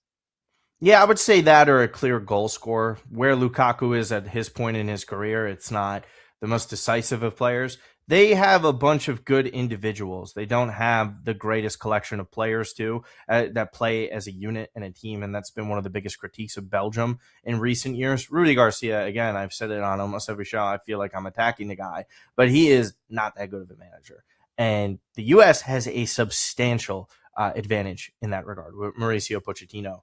Team USA, we talk about it all the time Americans talk about it all the time. If we dedicated our best athletes to this sport, we'd be the best, this or that. We have actually one of the most dynamic and athletic teams in this tournament. And Mauricio Pochettino is using them perfectly to that advantage. Belgium's a little bit older and slower, as you have mentioned, right? I mean, doesn't really affect Courtois because he's still one of the best in the world. But guys like Kevin De Bruyne, Romelu Lukaku, they can't put in 90-minute shifts where they're dominating and taking over games. This for Team USA, with the amount of athleticism that they have, Pulisic looks plenty healthy. He got a little bit of rest there, and hey, now, let's face it, Flo Balogun did get a little bit of rest playing in that game because he did get that red card. So maybe that helps just a little bit. But you're right, PJ. If there is a weakness in this Belgian side, you look to that defense because elsewhere they do have quality individuals, but you can go at those guys. And the way Team USA pressures teams with their high press and just going after every single team. It doesn't matter who it is. I love to see it. Never seen a team like this for Team USA. That's the pathway, because then who knows what happens with Portugal and Spain if you get there. Could be very interesting in that quarterfinal if it happens. Martino Puccio with us here on Westwood One Sports, talking about the breaking news. The Folarin Balogun had his ban suspended by FIFA, so he will be eligible to play tomorrow night in Seattle against Belgium, and talking about how the Americans beat Belgium. I think even from the most average sports fan who doesn't know that much about soccer, Martino, all the way up to those of you that are experts in the game, it's clear that the Americans have a formula, and they've stuck to that formula throughout this tournament to this point. They attack. And when they're in possession, it feels like, especially when the ball gets to Pulisic or Balogun, they've got a chance to score it. Or at the very least, they've got an opportunity to create an offensive strike. What is Belgium? I mean, we're talking about the number 9 team in the world, according to the rankings. And you mentioned some of the names that are present there. Yes, they're getting older. Yes, they don't have the same speed or endurance that they may have had at their peak. But what is Belgium's path forward to shocking the world, maybe? Because, look, the betting odds say it's the U.S. All the momentum is on the American side now, getting Balogun back for this, the home crowd, all of it. How does Belgium silence all of that and beat the Americans? I think it's actually an experience factor. They've been in moments like this, in games like this, even if they are a lot older. Look at their last victory against Senegal. Senegal are the defending AFCON champions. It really depends on who you talk to. They got stripped of it. It's a whole thing. But they're still a top team. They were up 2-0. And if you were watching that game, Courtois was getting peppered. And it looked like their backs were against the wall. And if there's one thing to say about Belgium, historically, in their golden generation in the past 10 years or so, they've always come up short. But now it's almost as if you're playing against the home team in this with Team USA. You came back down 2-0. You win in extra time in 3-2, and probably the most thrilling of games in this tournament, or one of them at least. You feel a little bit better about yourself. But I will say this. You cannot play that way against Team USA. You simply cannot. Senegal wasted a few chances, and the way that they approached the match after a 2-0 lead was very poor. I don't expect that from Team USA. Look at how they attacked Paraguay when it was 2-0. You just keep going at teams, and unfortunately for Belgium, they're going to have to hit Team USA on the counter. That's where Team USA will always be most exposed. Yet they have not run into a team that is elite in that regard yet. Might happen in the next round, but right now, they basically have to say, okay, Belgium, if you get us on the counter, then we're going to have to deal with that. We're dynamic and athletic enough to get back on that end. They do have athletes as well. I'm not trying to totally rip Belgium, but their best goal scorers, their best creators are ancient. They're not guys who could play a full 90 minutes.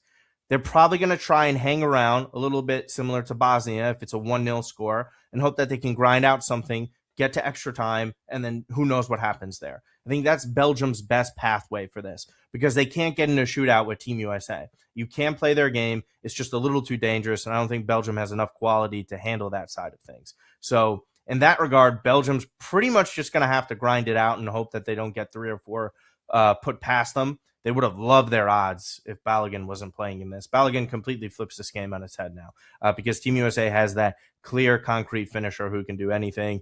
Pulisic looks a lot more healthy. We'll see how Dest plays. A little bit inconsistent at times, but people like Malik Tillman, Weston McKennie, they're playing with sky-high confidence that they've never had in their career, especially Tillman. So, Belgium's really just got to be efficient in this, and that's if they are. And Lukaku's got this propensity of not coming through in the big moments, just really slipping up, and that's something I can see with Belgium because, again, guys, a lot of Europeans have no idea what Seattle could be like in a certain atmosphere, right? Because we talk about the Richter scale popping up when we hear fans go crazy, whether it's Seahawks games, Sounders games are also insane if you ever tune into MLS.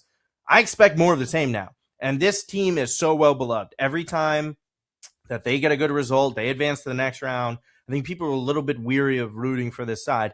Now everybody's all in, and I think it's completely caught the country by storm, and it should be electric tomorrow in Seattle.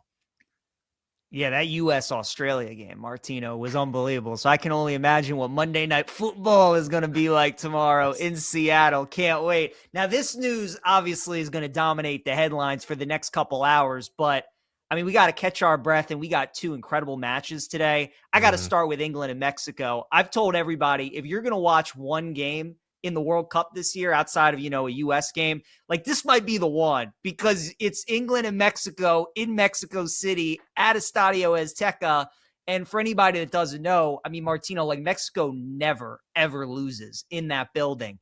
I know England is the way more talented side. They should win the game. They should advance. But we also know this is England, and it's a tough side to trust. So good luck trying to pick the winner in tonight's game. How would you play it? And do you think England escapes tonight? It is tough. Mexico had this right here with the Azteca is the biggest home field advantage in this tournament. There is not even a close second. I know we praise Seattle. We praise that environment. Altitude, we all know about it, is difficult. Heat plus altitude is difficult. Plus, coming from the people where it rains 90% of the time in that country, they're probably not going to like it too much because they've already been complaining. I'm not sure how much you guys have seen about it, but this is usually how the UK is. But that's the thing. They didn't play that great against Congo. They've struggled a bit. I know Harry Kane saved them in that one. The way Mexico came out against Ecuador, where Ecuador should have had a puncher's chance in that fight. They probably could have gone to the death with that.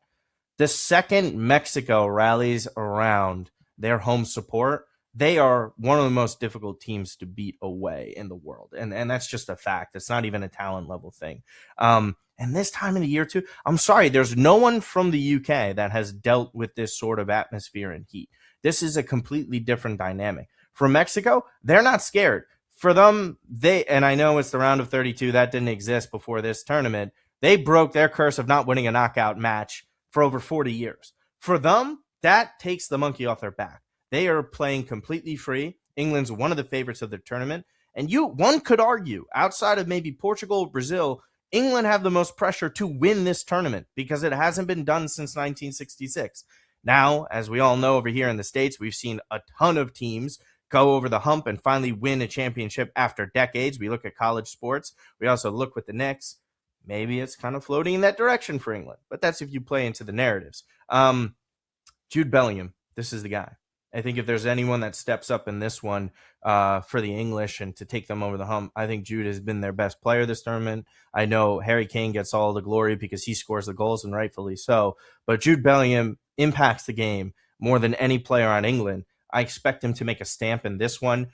He's been one of the players of the tournament, and I think it sadly ends for Mexico here, but listen, it says a lot if Americans or U.S. men's national teams fans are rooting for Mexico over the English for this one, and I know a lot of them. So I'm leaning England in this, but never be surprised. This home field advantage for Mexico could be everything for them, and it could be what it takes them to a quarterfinals.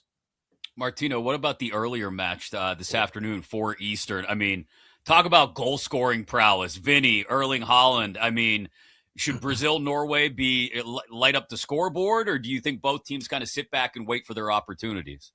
I think very much like the United States, Norway is going to stick to their guns here and keep that pressure up. Another one of those countries that's just having the time of their lives. And I say this to people, just because traditionally Norway isn't this sort of powerhouse, they were dominant in qualifiers. And they carried that over to one of, if not the toughest group in the World Cup with Senegal and France. And listen, they basically conceded against France. I don't really want to talk about, I wasn't a big fan of that. But they attack.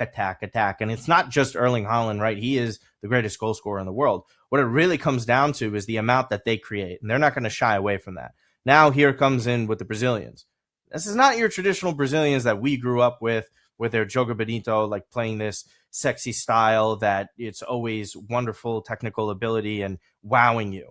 They just have individuals that are fantastic.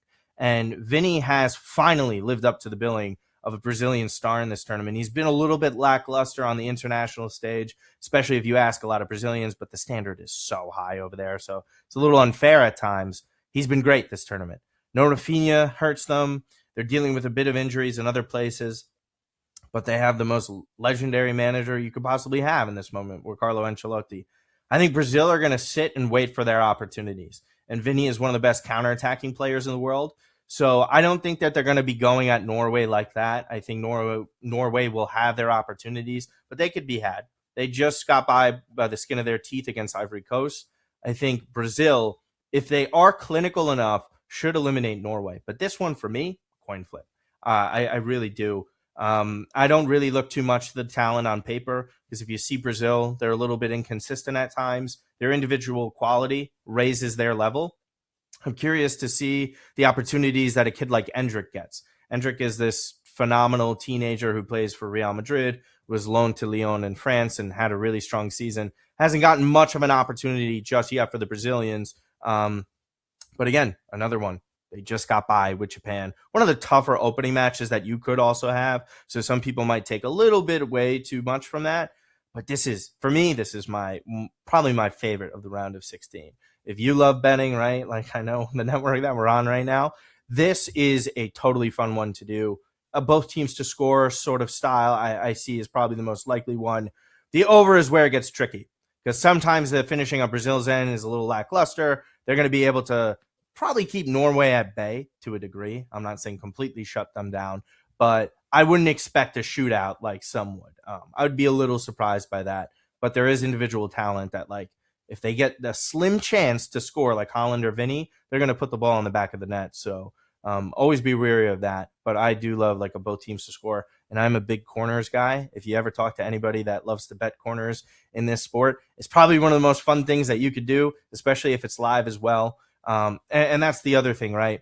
They're going to be going back and forth at each other. That always leads to corners, right? Because it's defenses trying their best to shut down the opportunities through the central area. So then they're going to be trying to swing in crosses and clear them out, and there'll be corner kicks or goal kicks. So expect a lot of that. This match is electric, both of them today, and then we go right into Team USA tomorrow. It's just, I'm having so much fun. I don't know if you can tell by my voice right now. Dude, this tournament, Martino, has been so good. I'm riding the high from that Argentina-Cape Verde game the other day. That was an all-timer, man. So good. My final question for you, and then I know Chris has one more.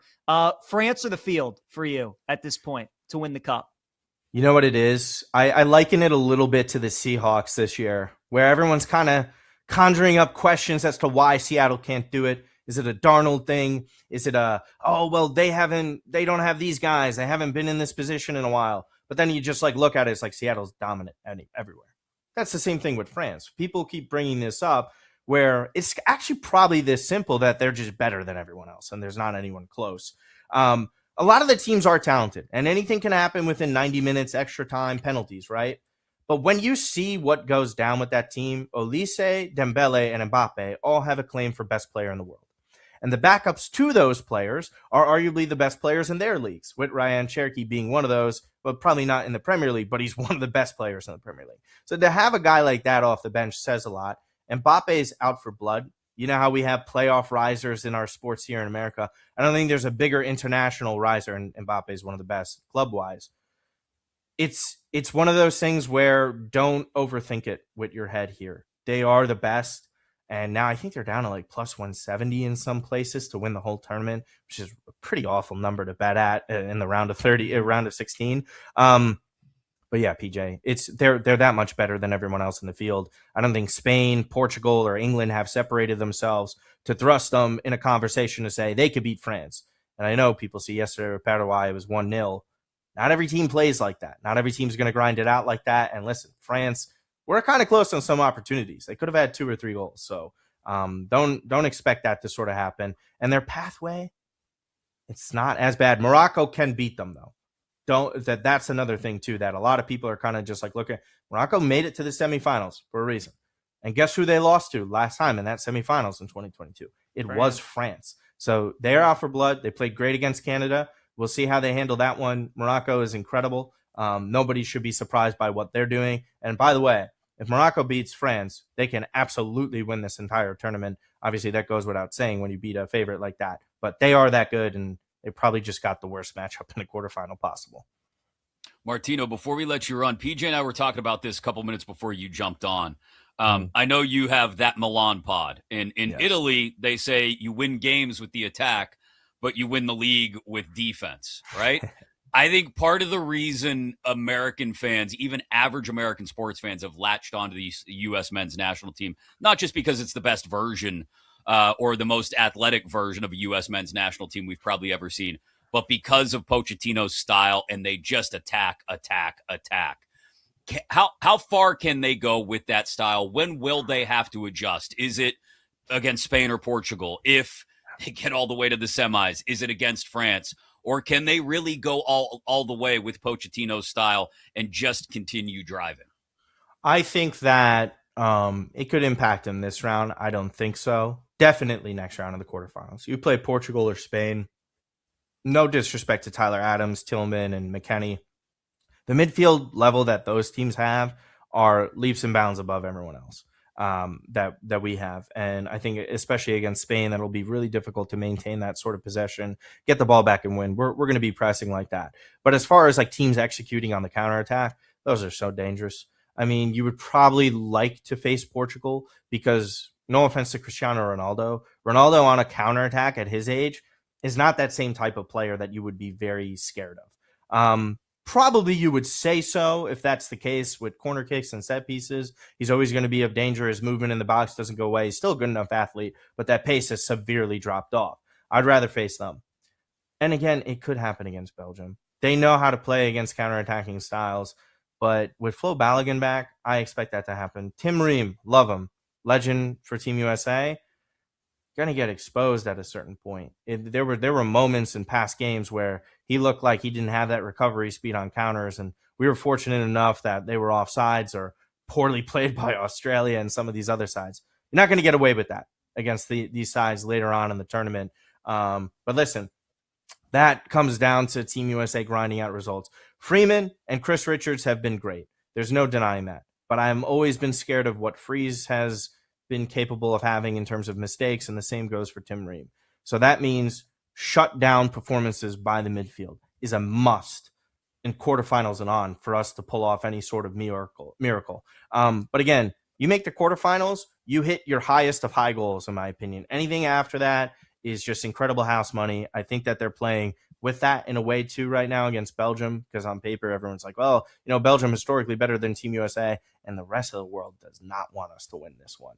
So that's where it gets exciting. But yes, as soon as next round in the quarterfinals, I'd be very scared against either of those teams. Those are matchup nightmares.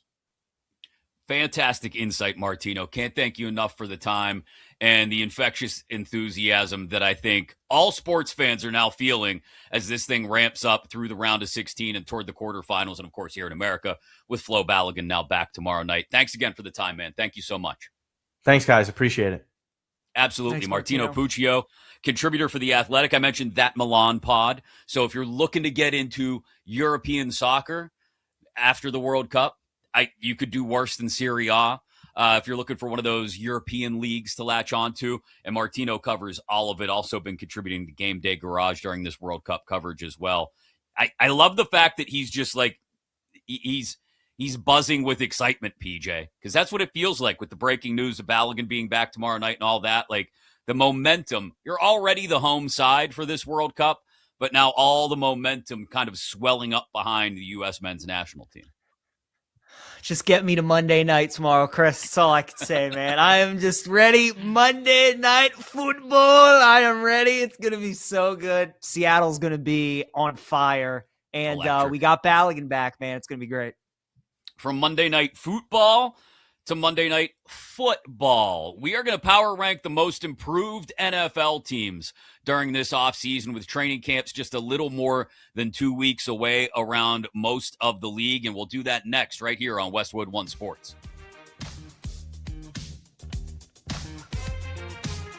This is BetMGM Game Day on Westwood One Sports.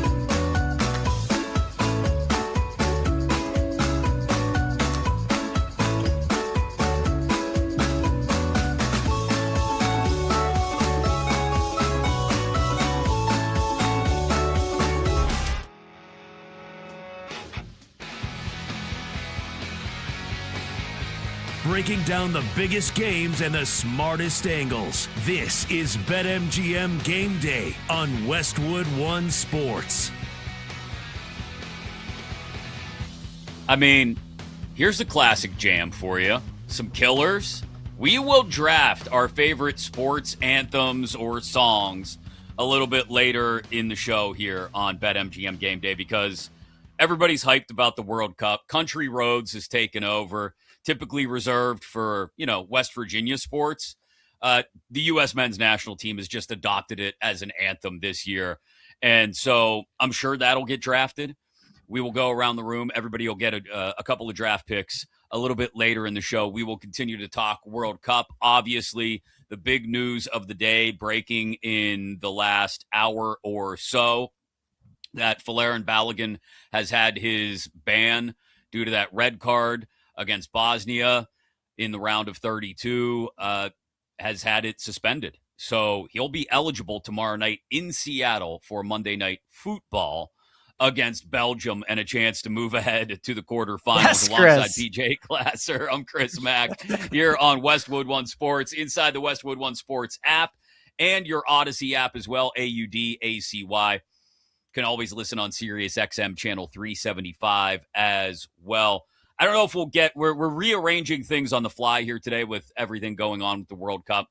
Not sure if we'll get to the Eastern and Western Conference tiers in the NBA, but certainly I don't think much is going to change about that in the next few days or over the next week when we have a chance to talk about it again. So we'll see. We will talk with Jake Hassan of Hassan's Hacks coming up a little bit later about baseball, all-star game snubs, teams that may be ready or are ready to surge or collapse with the trade deadline less than a month away now. But we're less than 3 weeks away from the start of NFL training camps. So why not, with this opportunity, sort of summer vacation for everybody around the NFL, take a step back, assess where we're at following everything that's happened since the end of last season, and power rank, PJ and I, our most improved teams in the NFL. This segment sponsored by Progressive Insurance. You can save on commercial auto insurance from Progressive. Get a fast quote today at progressivecommercial.com.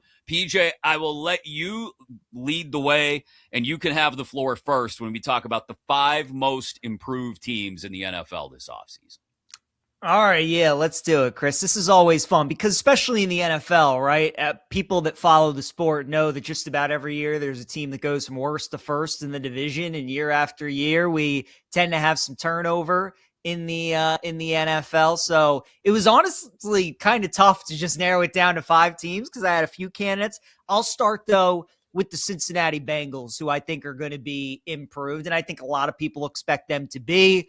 Burrow stays healthy. You got those receivers upgraded to the defense, most notably Dexter Lawrence.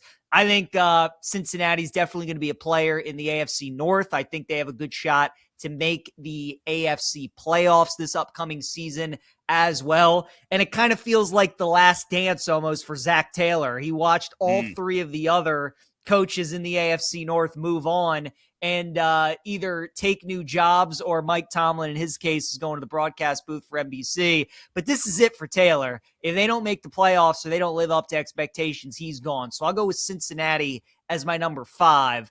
Dallas Cowboys, I'm going to put them at 4, Chris. We've talked about them plenty this summer. Dak Prescott, I think he's got a great shot to win MVP this year. That offense is going to be lethal. Then the defense is really the key. You get my favorite player, and I thought the best draft pick that any team had in the first round in Caleb Downs. Now to anchor that secondary, the pass rush, the run defense is going to be solid. Dallas has got a really good team. I know the Eagles are still in that division. Washington, people might think they could bounce back. The Giants should be better, but I think the Cowboys are definitely a threat this year to win that NFC East. I expect them to be much improved. So I'll put the Cowboys at number 4. Kansas City Chiefs are going to be my number 3 for the upcoming season. And it's really just as simple as at number 15, I expect him to be under center week 1, Patrick Mahomes. I think he's going to stay healthy like he has for just about all of his career. And I think the Kansas City Chiefs find their way back into the postseason. Yes, They did have their corners taken away from them. Yes, Rashee Rice is a big question mark. Yes, Travis Kelce is another year older, but they bring in Kenneth Walker. They still have Andy Reid. They still have Spags, and I just think they'll figure it out. So I'll have the Chiefs at number 3. Atlanta Falcons are going to be my number 2, Chris. And I think the reason being they finally have a good head coach coaching their football team. No more of this Raheem Morris, bull junk that we had to deal with for the last few years. I like Stefanski. I'm a big fan of his. The quarterback room is the big question mark for Atlanta. I personally would go with Penix over Tua at this point, although I think there's a shot that they could go with Tua. But Bijan's one of the best backs in football. Drake London, I've always been a big fan of. I think he's one of the more underrated receivers. I think their defense is pretty solid. But more than anything, I just think Atlanta plays in one of the easiest divisions in the NFL. Carolina won it last year. I think Tampa takes a step back. New Orleans, a lot of people are probably high on them being on a list like this, taking a big jump.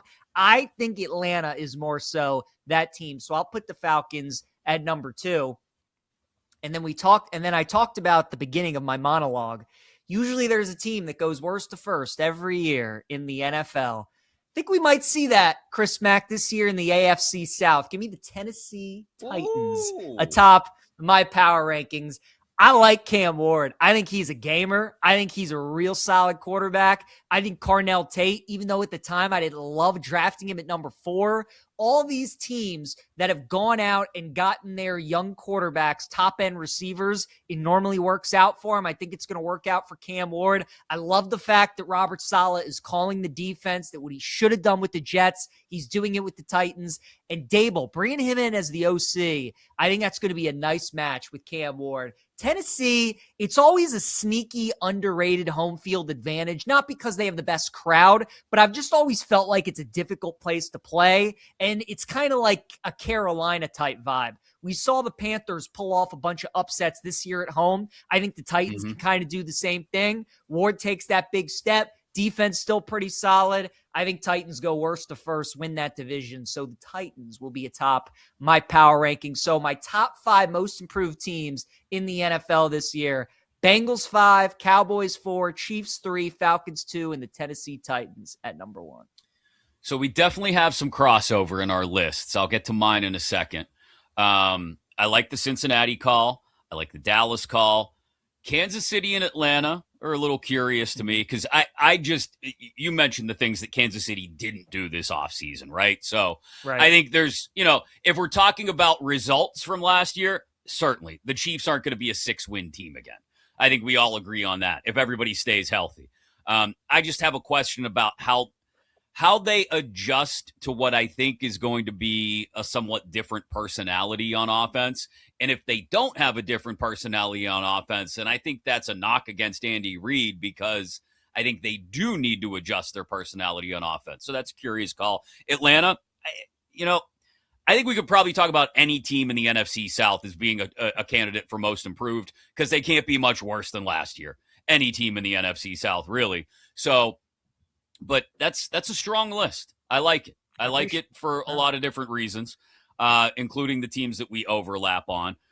My top 5 most improved teams. I'm going to start in that terrible NFC South division, and I'm going to start with the Carolina Panthers. Some offensive line upgrades. I mean, they're not top flight upgrades, but they did what they could to try and make the offensive line stronger, right? They signed Rasheed Walker. He's probably a depth swing tackle, assuming Ike Ekwonu is actually healthy, which is a big question mark. They got Luke Fortner. Now they're starting center, a couple of draft picks, including Monroe Freeling. So hopefully they've upgraded. And I wasn't a massive Freeling fan, at least not as for where he was drafted in the first round. But hey, I think they've tried to address that offensive line. You got Chris Brazzell added to the wide receiving core, which was already strong. But really the improvements in the middle of the defense are why I like them as my number 5 most improved team. They go out and get Devin Lloyd. They hand Jalen Phillips a massive bag. They probably overpaid Jalen Phillips, but they needed to. So maybe some added pressure on opposing quarterbacks this year. So I like Carolina as my number 5 most improved team. Number 4, you're all going to call me a homer, and you can go ahead and do that. That's fine. I love what the Steelers did at receiver. They go out and get Michael Pittman Jr., who I still think has a lot of gas left in the tank. Jeremy Bernard, I think, is going to make an immediate impact as their number 3 wide receiver.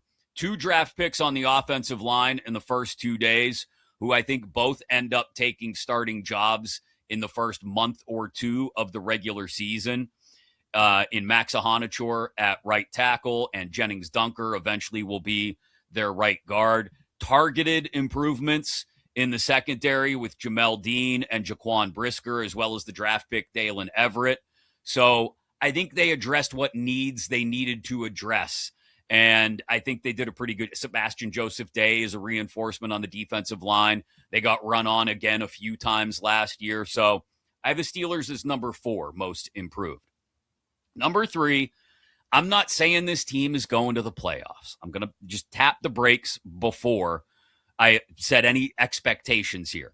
But I do think they're going to take a step forward if everyone remains healthy, and that's the Giants. I do think there were some targeted upgrades on the offensive side of the ball. Isaiah Likely, I think, is a huge, huge improvement over whatever they were doing at tight end a year ago. Gives Jackson Dart maybe that security blanket when he can't find anything downfield. Hopefully a healthy Malik Neighbors for their sake. Hopefully Cam Scadaboo is healthy as well and not trying to run his head through brick walls all the time. So 5 defensive starters added on that side of the ball, more than half a dozen depth additions on defense to make sure their defense isn't just getting absolutely torched week after week in an NFC East that has real quality offense in it. So I have the Giants number 3. Number 2, you already mentioned them, PJ, the Dallas Cowboys. 7 different additions in their front 7 between starters and depth pieces and key targeted additions in the secondary. Kobe Durant, I like that move. And obviously, you mentioned him already. Caleb Downs is going to be able to run all over the place and make plays all over the field for them, whether it's up at the line of scrimmage, in the opposing backfield, deep in center field. He'll be all over the place, and I can't wait to see what Caleb Downs does for the Dallas secondary. So I have the Cowboys number 2. And number 1, yes, we agree on this one wholeheartedly, the Tennessee Titans. Obviously, Carnell Tate at wide receiver. Plus, low-key, I really like the addition of Wan'Dale Robinson as a deep downfield target for Cam Ward. Some offensive line reinforcements. And then the bulk of the work they really did on defense. You add some pieces up front on the defensive line. You go out and make a pick in the second round. Anthony Hill, an off-ball linebacker who will help. Alante Taylor in free agency in the secondary. The secondary still needs some work, I think, but I think they did so much in trying to work on the front 7 that it should really help them. And we already mentioned the additions on the offensive side of the ball to help Cam Ward continue to grow, and he had a strong second half of the season last year to begin with. So I have the Titans 1, Cowboys 2, Giants 3, Steelers 4, Panthers 5, PJ. Chris, I, on behalf of both of us, would like to apologize to the city of Nashville that we both picked Tennessee number 1, because we know how that goes, right? We know how that goes. Yeah. No, but obviously, we both think highly. I mean, Cam Ward is every year we come into an NFL season where you just take a chance on a quarterback, and Anthony Richardson was that guy for me 2 years ago. Didn't work out too great. There have been other times where it has worked out. I think Cam Ward is going to be my guy this year. So we both think highly of him. Again, the coaching staff, I think they did a lot of good things. So we'll see on the Titans. You know, the fact that you have your Steelers on that list, and I know you're not a homer. Like, you would tell me if you just don't think they're going to be any good. You think they're going to be better. Rodgers coming back for another year. So I definitely take that. The New York Giants, I just, it's too close. I can't get there. I just, 18 years, just how it, I'm hoping they go 0-17 this season. That's just me. But again, I can see where you're coming from. I think they got a lot of young talent, so we'll see how it goes. Yeah, I did have the Bengals close to my list, who you had at number 5. They're worth an honorable mention. I think maybe some people would include the Saints as an honorable mention as well in this ranking, the 5 most improved. I mentioned the Steelers. I don't think, just to be clear, there's going to be any massive improvement in their record. I think they're a 10-7, 9-8 kind of team again. I just like the targeted additions that they made. I think their defense will be better. They've long been built on like the star power of TJ Watt and Cam Hayward and now Jalen Ramsey. I think those second-tier level guys will be the ones that really drive that defense this year. I do think there's questions about Rodgers. Another year older. How much more can he do? Lack of mobility. Thinks the game better than maybe anybody else at quarterback in the league right now. I just don't know if physically he can still do it. Grant just mentioned in the chat the Commanders. Yeah, the Commanders are worth a mention too. All the work they did on defense. I want to see how well that gels in Washington first, PJ, before I start handing them their flowers. I like what they've done. I want to see the results. You know, I'm a little surprised too. None of us had an NFC North team. I considered Detroit because of all that talent. They missed the playoffs last year, but I still have my questions about them, especially on the defense a little bit in the O-line. And then Minnesota is a super intriguing team because you still got the KOC Flores combo, and Kyler Murray now working with O'Connell is intriguing. So I considered both of those, but I think we got some good lists. Top of the hour, we'll get back into the World Cup and the breaking news of the day, which is Folarin Balogun will be playing tomorrow night. FIFA has suspended the ban due to that red card against Bosnia, so he will be in the lineup against Belgium tomorrow night in Seattle. Coming up next, though, we're going to give you, PJ and I, just one snub. If we could put one guy on a Major League Baseball All-Star roster who didn't get named yesterday, who would it be? We'll each have one for you. Maybe it's the same guy. Find out next here on Westwood One Sports. BetMGM Game Day, your weekend sports authority. Westwood One Sports.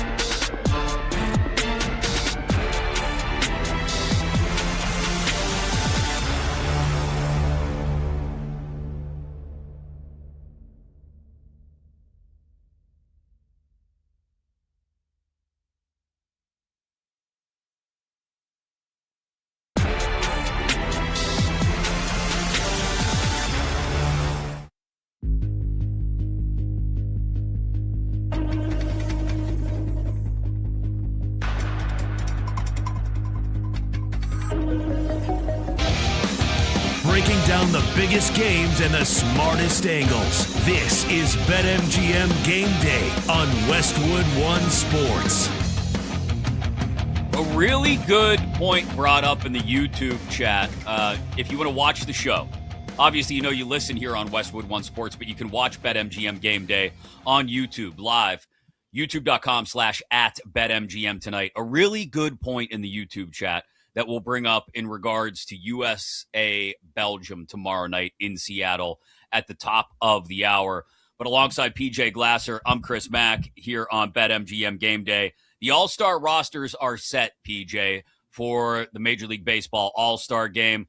Lots of people we could look at and say, what is he doing there? But I think there's a few names out there that we could look at and say, why isn't that guy on the roster? I mentioned it earlier in the show. For me, it's Bryce Terang. 3.5 WAR already, at the heart of what a very feisty Brewers team is once again doing. The Brewers have been hot for 2 months now. I think Terang, my biggest snub from the All-Star rosters. Who's yours? It's a good one. The Brewers, once again, are playing good baseball. I'll go with Zach Wheeler, would probably be mine. He's having a terrific year for the Phillies. 8-1, 2.36 ERA, 84 strikeouts, and 80 innings. Wheeler's been great. I know he doesn't have necessarily the innings that some of these other guys do, but 8-1 record with a 2.36 ERA, I felt like he should have been in. Yeah, there were plenty of names we could have chosen from. Logan Gilbert, Sonny Gray, Justin Wroblewski, J.J. Weatherholt, Wilson Contreras, obviously, in Boston. Jonathan Aranda also at that position for the Rays. But there are our All-Star snubs. We'll talk All-Star Game and everything else baseball with Jake Hassan coming up in about 25 minutes. But coming up next, Flo Balogun will be on the pitch tomorrow night in Seattle against Belgium. We talk USA, Belgium, and World Cup here on Westwood One Sports next. This is Westwood One Sports.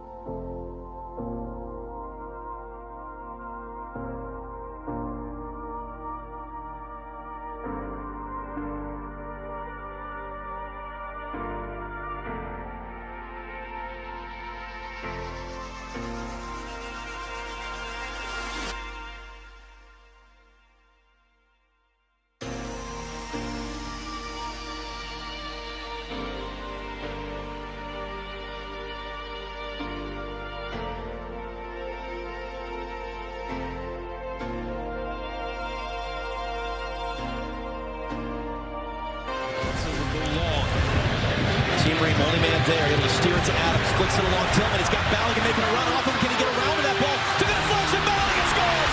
Flo Balogun, first to react to the deflection. He'll do the LeBron celebration. It's 1-0 U.S. Good evening and welcome to Seattle, Washington. On a beautiful summer night in the Pacific Northwest under the lights at Lumen Field, the road to the World Cup quarterfinals runs through the Emerald City. And tonight, it's Monday Night Soccer.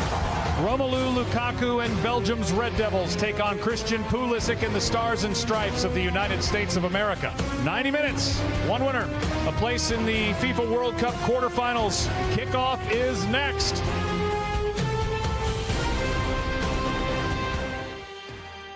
Breaking down the biggest games and the smartest angles. This is BetMGM Game Day on Westwood One Sports. Just absolutely glorious. Monday Night Football tomorrow in Seattle.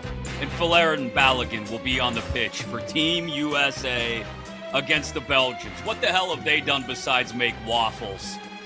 Welcome into Westwood One Sports. We are just oozing red, white, and blue here today. It is BetMGM Game Day. Chris Mack alongside PJ Glasser. Hell of a credit to whoever came up with that AI Joe Buck voice there with the Monday Night Football theme on social media. Yes. Credit to our guys, Grant and Mike, for making it all work with the audio behind the scenes of the That Flo was Balogun awesome. goal. Thanks to Fox. That was so good. We may get that tomorrow night in Seattle. We may get a record in Seattle tomorrow. Someone brought this up in the YouTube chat, and I want to bring it up with PJ in just a second here. In 20 minutes, we talk baseball with Jake Hassan of Hassan's Hacks. Obviously, the all-star rosters named yesterday. We'll ask him which teams are set to surge or collapse with the MLB trade deadline less than a month away now. BetMGM players, you can receive an MLB odds boost token right now and an MLB parlay boost token inside your BetMGM app. To use the token, either one of them, add MLB bets to your bet slip and then activate the respective token. If you win your wager that was made with either token, you'll receive extra winnings in unrestricted bonus dollars. It is the heart of baseball season, so by all means, go in, get in on it inside your BetMGM app and make it legendary. Please gamble responsibly. One quick hockey note, Jason Robertson has notified the Dallas Stars, according to Elliot Friedman of Hockey Night in Canada, that he will be filing for arbitration, which removes the possibility of an offer sheet. We'll see if anything changes before 5 Eastern, 4 Central this afternoon. Maybe one final swing of a deal by somebody out there to try and take Robertson off of Dallas's hands, but wanted to throw that out there as that is breaking news. But where it's the summer of soccer, PJ.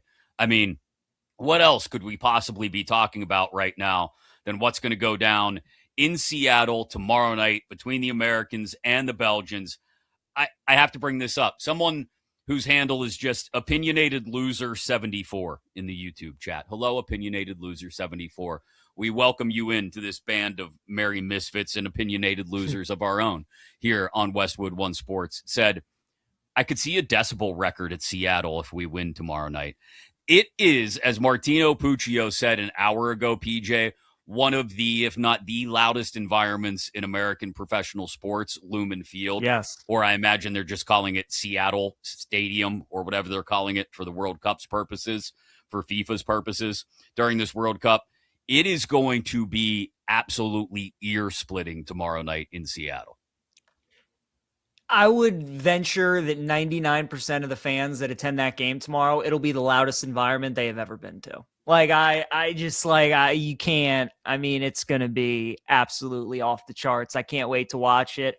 That was a big, before this Balogun news, I probably felt better about US's chances than a lot of other people because of the home field. Because I said, if you want to play in any of these American stadiums, the one you want to play in is definitely Seattle, because we literally call them the 12th man. I mean, there is a reason, man. Those fans, they make a bunch of noise. So especially for a night game in prime time, it is going to be absolutely jumping.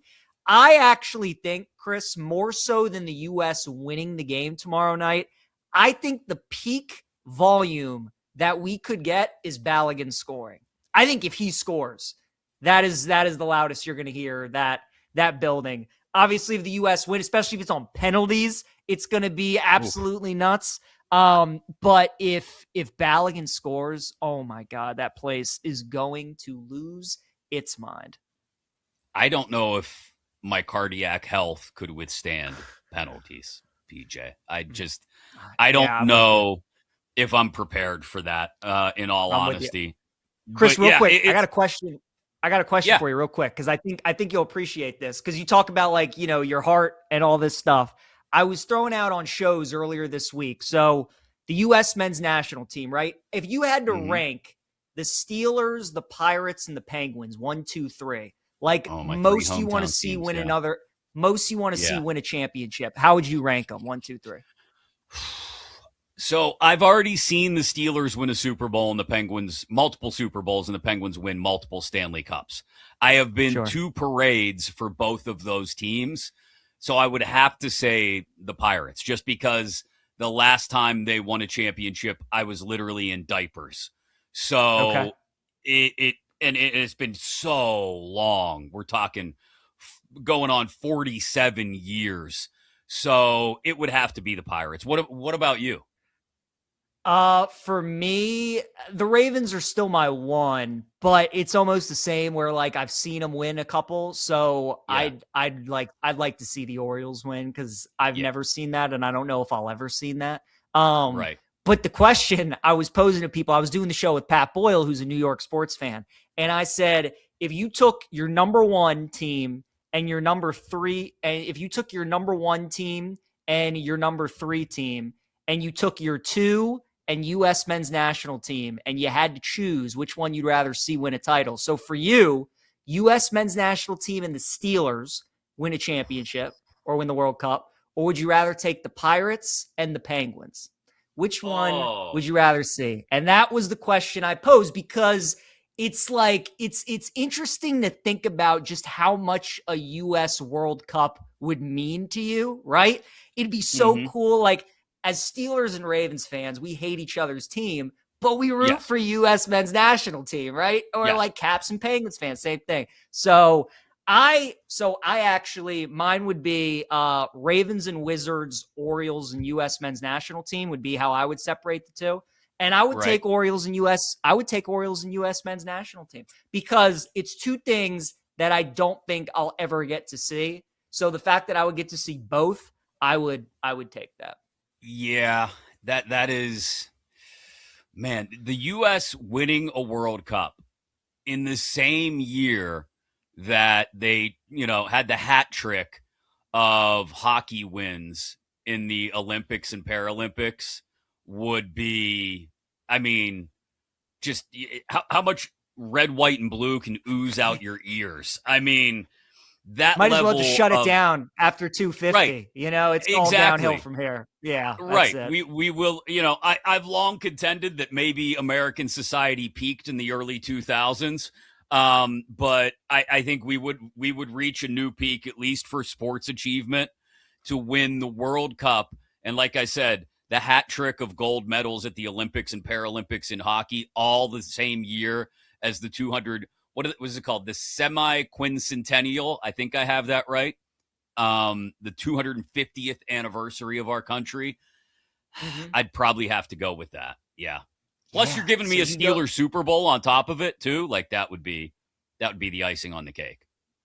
Okay, so that would be yours. Yeah, because I just, like, in my head, I'm visioning, like, if I'm just like how I'm gonna be tomorrow during the Belgium game. If they win that, what I'm gonna be like during the Spain game. And then if they somehow win that, what the France game is, it's just only going to amplify.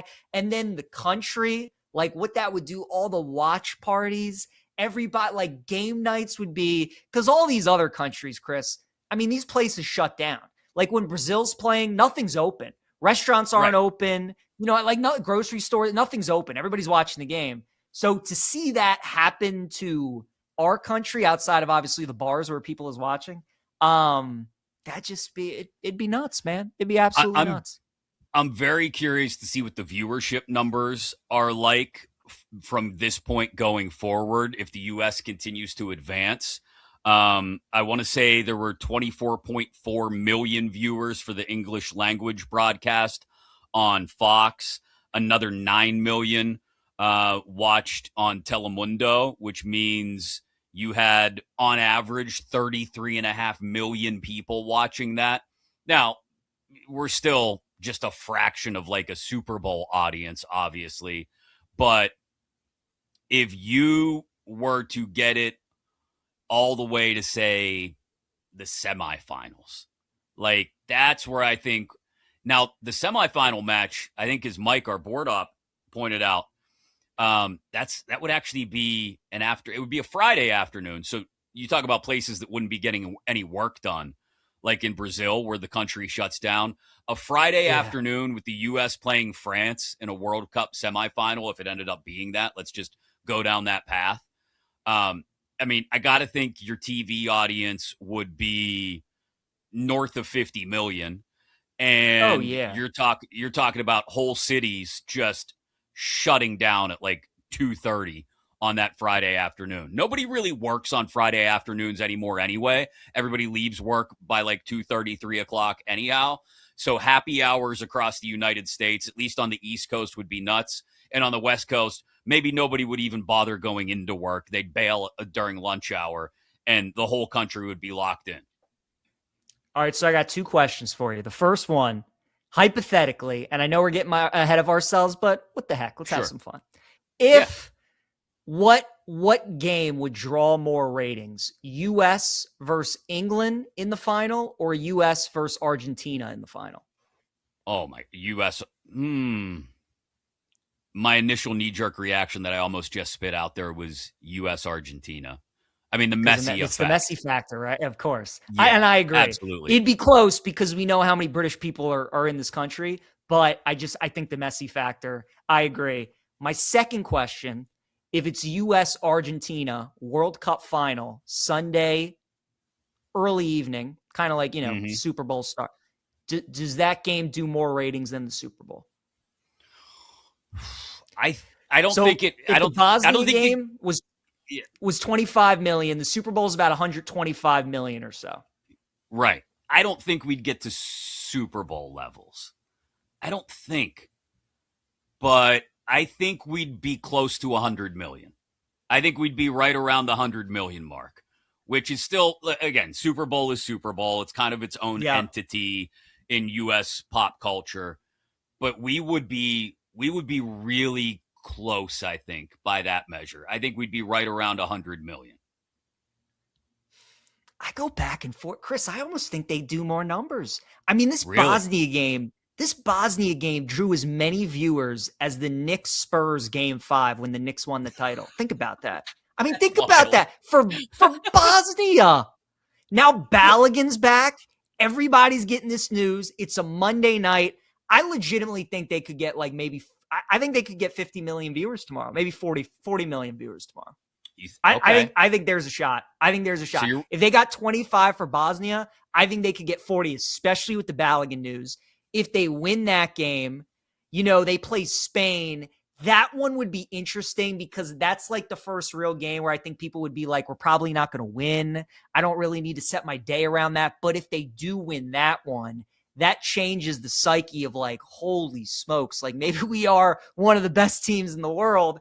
And then I just think they could do absolute numbers in their final two games. So I'm going back and forth. You're probably right. I think it is probably around that 100 mil range, and the Super Bowl is still more. But I don't know, man. Country is falling in love with this team. And if they keep winning, the numbers that they're going to do are going to be crazy. So 5 years in a row, it's been 6 years since the Super Bowl did not crack 100 million viewers. That was Super Bowl 51, I think it was, if my math is correct. 61. I don't know. What number Super Bowl are we on now, PJ? I've lost track. Yeah, I forget too. I don't even know. It all blends. 55, 6, something. It was 61. Yeah, it was Super Bowl 61. You're right. It was 61. Yep. So that one had 99.1 million viewers. I would say we would definitely eclipse 100 million. I would agree. Although US, if it were Argentina, I think there would be a legit chance of approaching a Super Bowl level viewership record. Pine Needle 1 on YouTube just chimed in on the chat and said, there's something special about the 250th anniversary of whooping them the first time to get a chance to beat England again. That would be so poetic. Yeah, PJ. that is. I wish they'd almost have to move the game from MetLife to Boston, wouldn't they, and play that at Gillette? Like, you almost have to. You can't. Find a way to play it in Fenway. Yeah. You got. Play it in Boston if that's the case. Yeah, that would just be absolutely incredible. So, again, the breaking news for those that are just maybe, if you're out on the West Coast, a late start to your day, getting up and getting moving. Folarin Balogun will be playing tomorrow night. Monday Night Football in Seattle for the U.S. against Belgium. The World Cup, FIFA deciding to suspend the ban for that red card he had against Bosnia, and he will be eligible to play, which completely changes the complexion of tomorrow night's match. We'll dive into tomorrow night maybe a little bit more specifically coming up at the top of the hour at 3 Eastern, noon Pacific. But coming up next, we talked all-star snubs. What about teams with just a little less to go until the MLB trade deadline look ready to surge? Teams that may be ready to collapse? And I'm sure our buddy Jake will have some snubs of his own that he'd like to get off his chest as we talk baseball with Jake Hassan of Hassan's Hacks next, right here on Westwood One Sports. This is BetMGM Game Day nationwide on Westwood One Sports.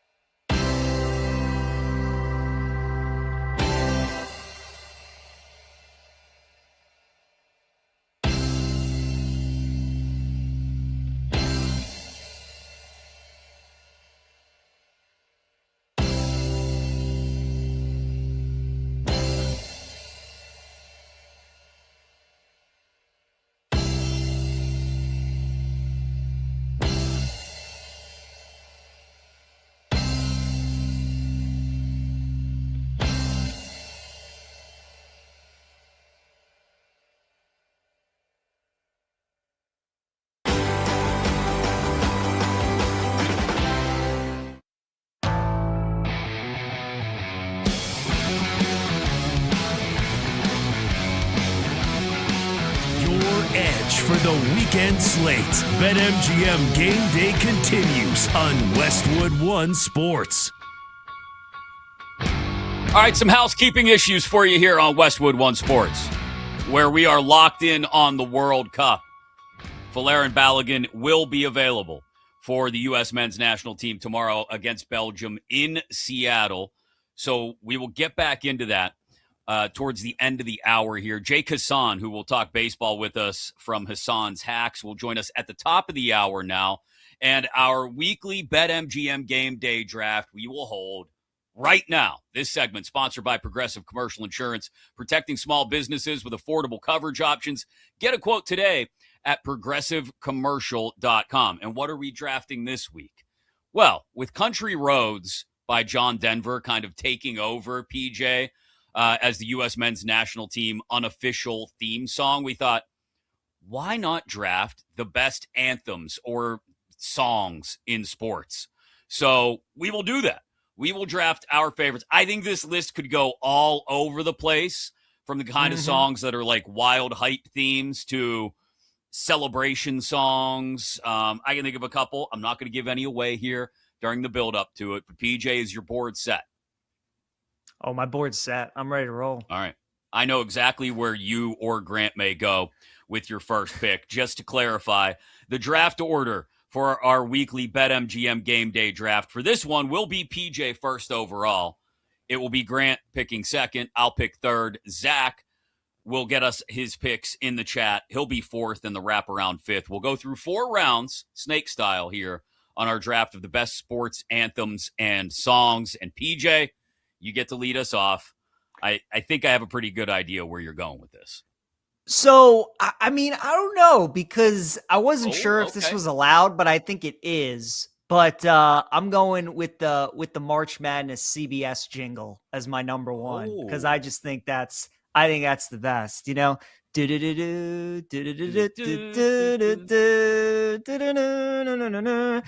that and you know exactly what's coming. It's my favorite, Chris. I'm watching an absolute banger of a game. I'm watching Nebraska Vandy go at it, round of 32. Let's take a quick timeout. The jingle plays. Now I'm all just fired up. You know what I mean? It's I got you. So a lot of different ways you could go. Again, fight songs, all these sorts of things. I'm excited to see how the list plays out. Had to make sure I got that one. So we'll go March Madness theme song. Okay. That's a little bit of a swerve with the first overall pick. So with that said, I think I know exactly where Grant is going with the second overall pick. Yeah, I'm kind of surprised that PJ didn't take it here in his first overall pick, but I know PJ's a huge college basketball fan, so it makes sense he's going there. But I'll go with another theme that me and PJ are closely synonymous with because of our favorite team. It is the 7 Nation Army. Anytime you hear that in the Ravens Stadium at MT Bank, you know it's about to be a big game. People are fired up. They're ready to go. And everybody uses it too. Like, it's not just like the Ravens song, but at the same time, like, everybody that hears that, they know that everybody's going to be singing along to it and everybody's going to be hyped up, getting ready for the game to start. So I'm going that with my first pick. I knew that was coming, and it's a great call. I'll be honest. I had it on my board. If you guys hadn't taken it, I might have taken it with my first pick because it is. It's not just in Baltimore either at Ravens games. I think, you hear crowds breaking out in that chant a cappella without the song even being played all over sports. So that's a great call, Grant, with your first pick, which means I got a bunch of different ways I could go with mine. There's some of the classics that I think about going with first, but I think I might save them for later to see if they hang on, get more value later down the board in the draft. I'm going to go with one that I always, in my head anyway, sort of link to Steelers games. And no, it's not the one that a lot of you are thinking I'm going to pick. It's one that has for years played before the game starts. And no, it's not another one you're thinking of from a recent rap artist. No, I am going in the direction of that long, slow build-up. And this band may make it into this draft several times for multiple songs. It is Thunderstruck by AC/DC. That guitar slowly builds and slowly builds. And I get goosebumps just talking about the song because it tells me that we are leading up to kickoff. And I know it's not just the Steelers that use it. Lots of people, but that long, slow, and then all of a sudden, thunder, ba-na-na-na-na-na-na, thunder.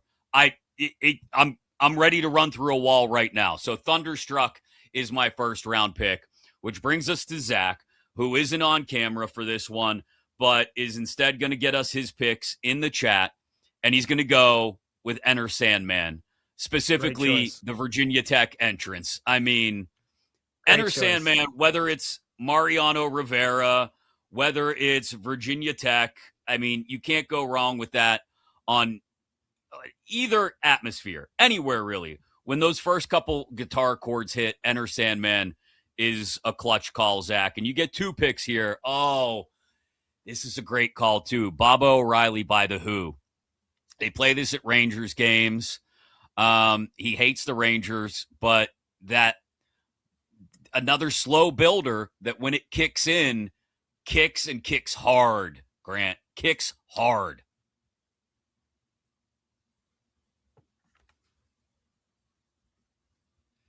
That is a good one.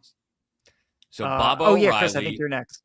Yeah, I think you're Bob next. O'Reilly backed up by Enter Sandman from Zach. Yep, that brings me up next, which means I got to somehow double up on Thunderstruck with another banger. This one hits my blue and white bleeding Penn State heart really strong. I got to go with Zombie Nation. Zombie Nation is another one of those ones that everybody can sing along to. A Penn State whiteout is not complete without some Zombie Nation. So I feel pretty good about my first 2 picks being Thunderstruck and Zombie Nation, Grant. Yeah, those are some good picks. Zach picked my Enter Sandman because I was like leaning that towards like my dark horse, but obviously everybody knows, if you're a college football fan, you know that song. If you're a hockey fan, I think you definitely know this song. And it's synonymous because of the team who was winning in the 2010s. But I'm going to go with the goal song for the Blackhawks that everybody knows and loves in Chicago. That's Chelsea Dagger. Da da da da da da da da da. I know Wild fans, I know Blues fans, and I'm sure Penguins fans, Chris, for you, but Hawks didn't really play the Penguins back then that much in the playoffs. I know they hate it, but I love it. And it's one of the greatest songs that you can do for a goal song, at least. And anytime it's played in Chicago, everybody gets riled up, and it's fun. And anytime you play it, you just remember the times with Kane, with Taze, with Saad, with Crawford, with Hossa, with Shaw, all those great players that won those 3 titles in those 6 years. That's a good call, Grant. I didn't have Chelsea Dagger on my board. That was a major miss by me. So good call by you. PJ, we've all gone with traditional, actual artist songs. You started with the March Madness theme from CBS. Are you backing it up with another network theme, or are you going more in our direction with your second and third picks?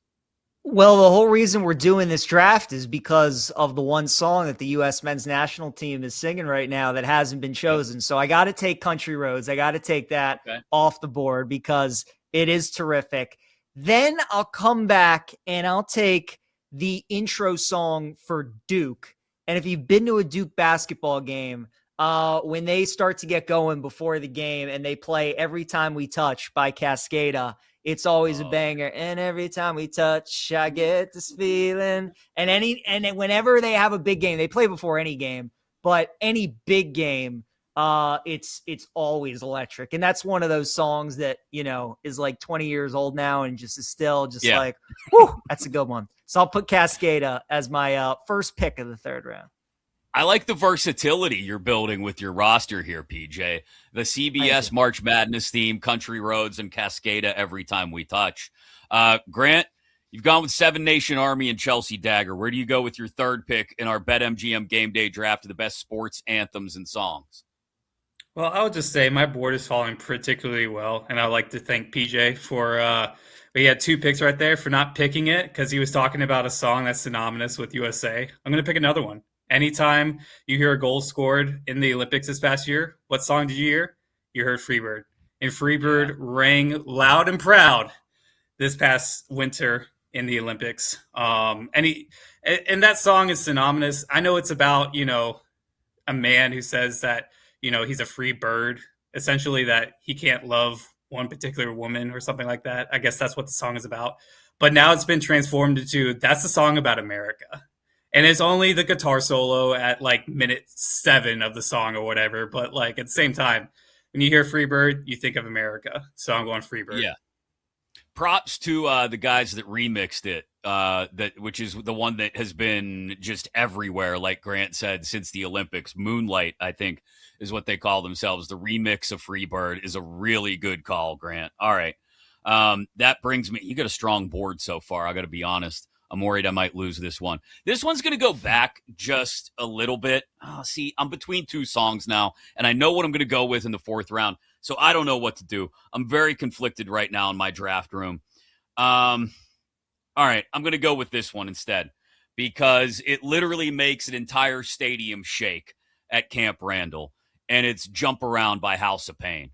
And look, as a fellow Big Ten fan, I shouldn't maybe pick another Big Ten team song, but Jump Around has always had a special place for me. Very few songs get you more hype than Jump Around.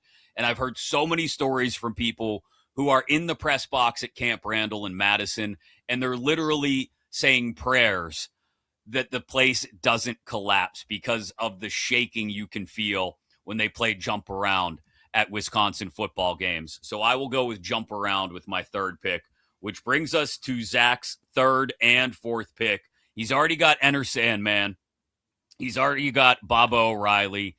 And he's going to go with 2 baseball anthems. I'll be honest. One of these, despite not being a Cubs fan, it's really damn catchy. And I know it's good because it makes me mad every time I hear it. But Go Cubs Go is a solid call by Zach. Go Cubs Go. Hey, Chicago, what do you say? I'm so mad at that. Yeah, Grant's already shaking his head. He can't stand it. And then he's going with Meet the Mets, which has been parodied so many times into songs making fun of the Mets, PJ. I don't know how a real Mets fan could actually choose that, but hey, that's Zach's pick. Who are we to criticize? Meet the Mets. Meet the Mets. Beat the Mets. Yeah. All right. Good calls by Zach. For my final pick to back up and round out a roster filled with Thunderstruck, Zombie Nation, and Jump Around, I wouldn't be a proper Steelers fan. I wouldn't be a proper Yinzer if I did not draft Renegade by Styx. I'm sorry. There it is. There it is. You knew it was happening. I knew nobody else was going to pick it. So I knew I could wait until my final pick to take it. But there's something about the, oh, mama, I'm in fear for my life. The long arm of the law. And everybody looks around, especially if you're not a Steelers fan. They're like, what the hell is happening? You're playing Styx right now? What are you people doing? What's wrong with you? But then the drums start to hit that thunk, thunk, thunk. And if you've ever been at a Steelers game, when they start to show the highlights up on the scoreboard and they coincide with the drum beats, and then all of a sudden it hits, the jig is up, the news is out, they finally found me. The whole place goes ape. It goes bananas. It goes berserk. You cannot beat the atmosphere at Heinz Field when Renegade plays. So that's my final pick for our draft of best sports anthems and songs. Grant? All right, well, as much as I'm upset about Zach, a non-Cubs fan, picking a Cubs song, which I literally thought nobody was going to pick, my reasoning was that the same thing with you, Chris. Nobody was going to pick it, so it was just going to fall to me at the last pick, so that's why I went like Freebird in the 3rd round, but thanks a lot, Zach. Anyway, I'll pick a song that helped a team win a World Series. I'll pick a song from a band who's been criticized a lot heavily, but now is beloved. I'm going to go Higher by Creed. Oh, wow. That song was joked about forever, and then they finally brought it back into the Rangers locker room. And I know Peach doesn't really like it that much because he was a catalyst to the 23 Rangers that year. But at the same time, how can you not like how Creed just like, because of the Rangers playing it in their locker room and it's like their rally cry, and then they finally like caught back up the mainstream media because of it. How can you not love Higher? Yeah, I'll just forever picture the Thanksgiving halftime show in Dallas in like 2001 or 2002, whatever it was. Oh yeah, when you had people like swinging across in like white cloths and capes, and Scott Stapp just belting out Higher to as hard as he could. It's a good call, Grant. Mm-hmm. All right, PJ, you got the last pick in our draft of the best sports anthems and songs. Where are you going? There's a lot left on the board. I gotta say, I'm really surprised that nobody has picked a college fight song yet, right? Okay. We have Jump Around, we have Enter Sandman, like we do all the iconic maybe pre-game, in-game, post-game, end of third quarter anthems, but not an actual school fight song. And as much as I hate them, going to the University of Alabama, I think Tennessee's got the best fight song with Rocky Top. To me, there's just nothing quite like Rocky Top, man. Rocky Top, you'll always be home, sweet home to me. Good old Rocky Top. Woo! Rocky Top, Tennessee. I mean, when they got the checkerboard out there, 100,000 people, you just sing along, Chris, even if you hate them. It's just so damn catchy. It's such a good tune. I love it. So it's between that or Hail to the Victors, I think, are the best two with Michigan. I think that's a good one too. But Rocky Top has always been my fave. So I will go with them rounding out the list. Major upset that the Bama alum amongst us did not go with Dixieland Delight by Alabama. That was also considered, but again, it's like the same thing. We didn't have any fight songs. I figured, add some variety with the fight song. Okay. I love Dixie. I love Dixie. That was really considered, but I probably should have gone with Dixie, honestly, but went with Rocky Top. So there's our draft of the best sports anthems and songs. Some solid lists there. Some songs we left off the board. We left off the classic Dirty Water post Red Sox wins, right? We left off the Bouncing Souls. Ole, ole, ole, ole. Some more classic ones like Sirius, which, the Alan Parsons Project. Somebody played that at a 4th of July party while they were setting off fireworks yesterday, PJ. And I literally just jumped up and said, at guard, 6'6" from North Carolina. I mean, it just hits me every single time I hear Sirius by Alan Parsons Project. You had the Bulls, the Chicago Bulls starting intro too. Yeah. That's a good one too. Yeah. So good, Chris. So good. I had on my board but didn't. Grant mentioned Don't Stop Believin' by Journey, Lose Yourself by Eminem. Those were on the board. It's not I don't think it's a great song. I think it's amazing what the fans do with it, PJ. You'll Never Walk Alone at Liverpool. I mean, consider that one. Just consider that one. Yep. Another one of those college ones I had written down was when Oregon sings Shout. You make me want to shout. I think they do that at the end of the third quarter too. That's always a good one when they all get like really low to the ground and then they all jump up. So that was another one I had written there.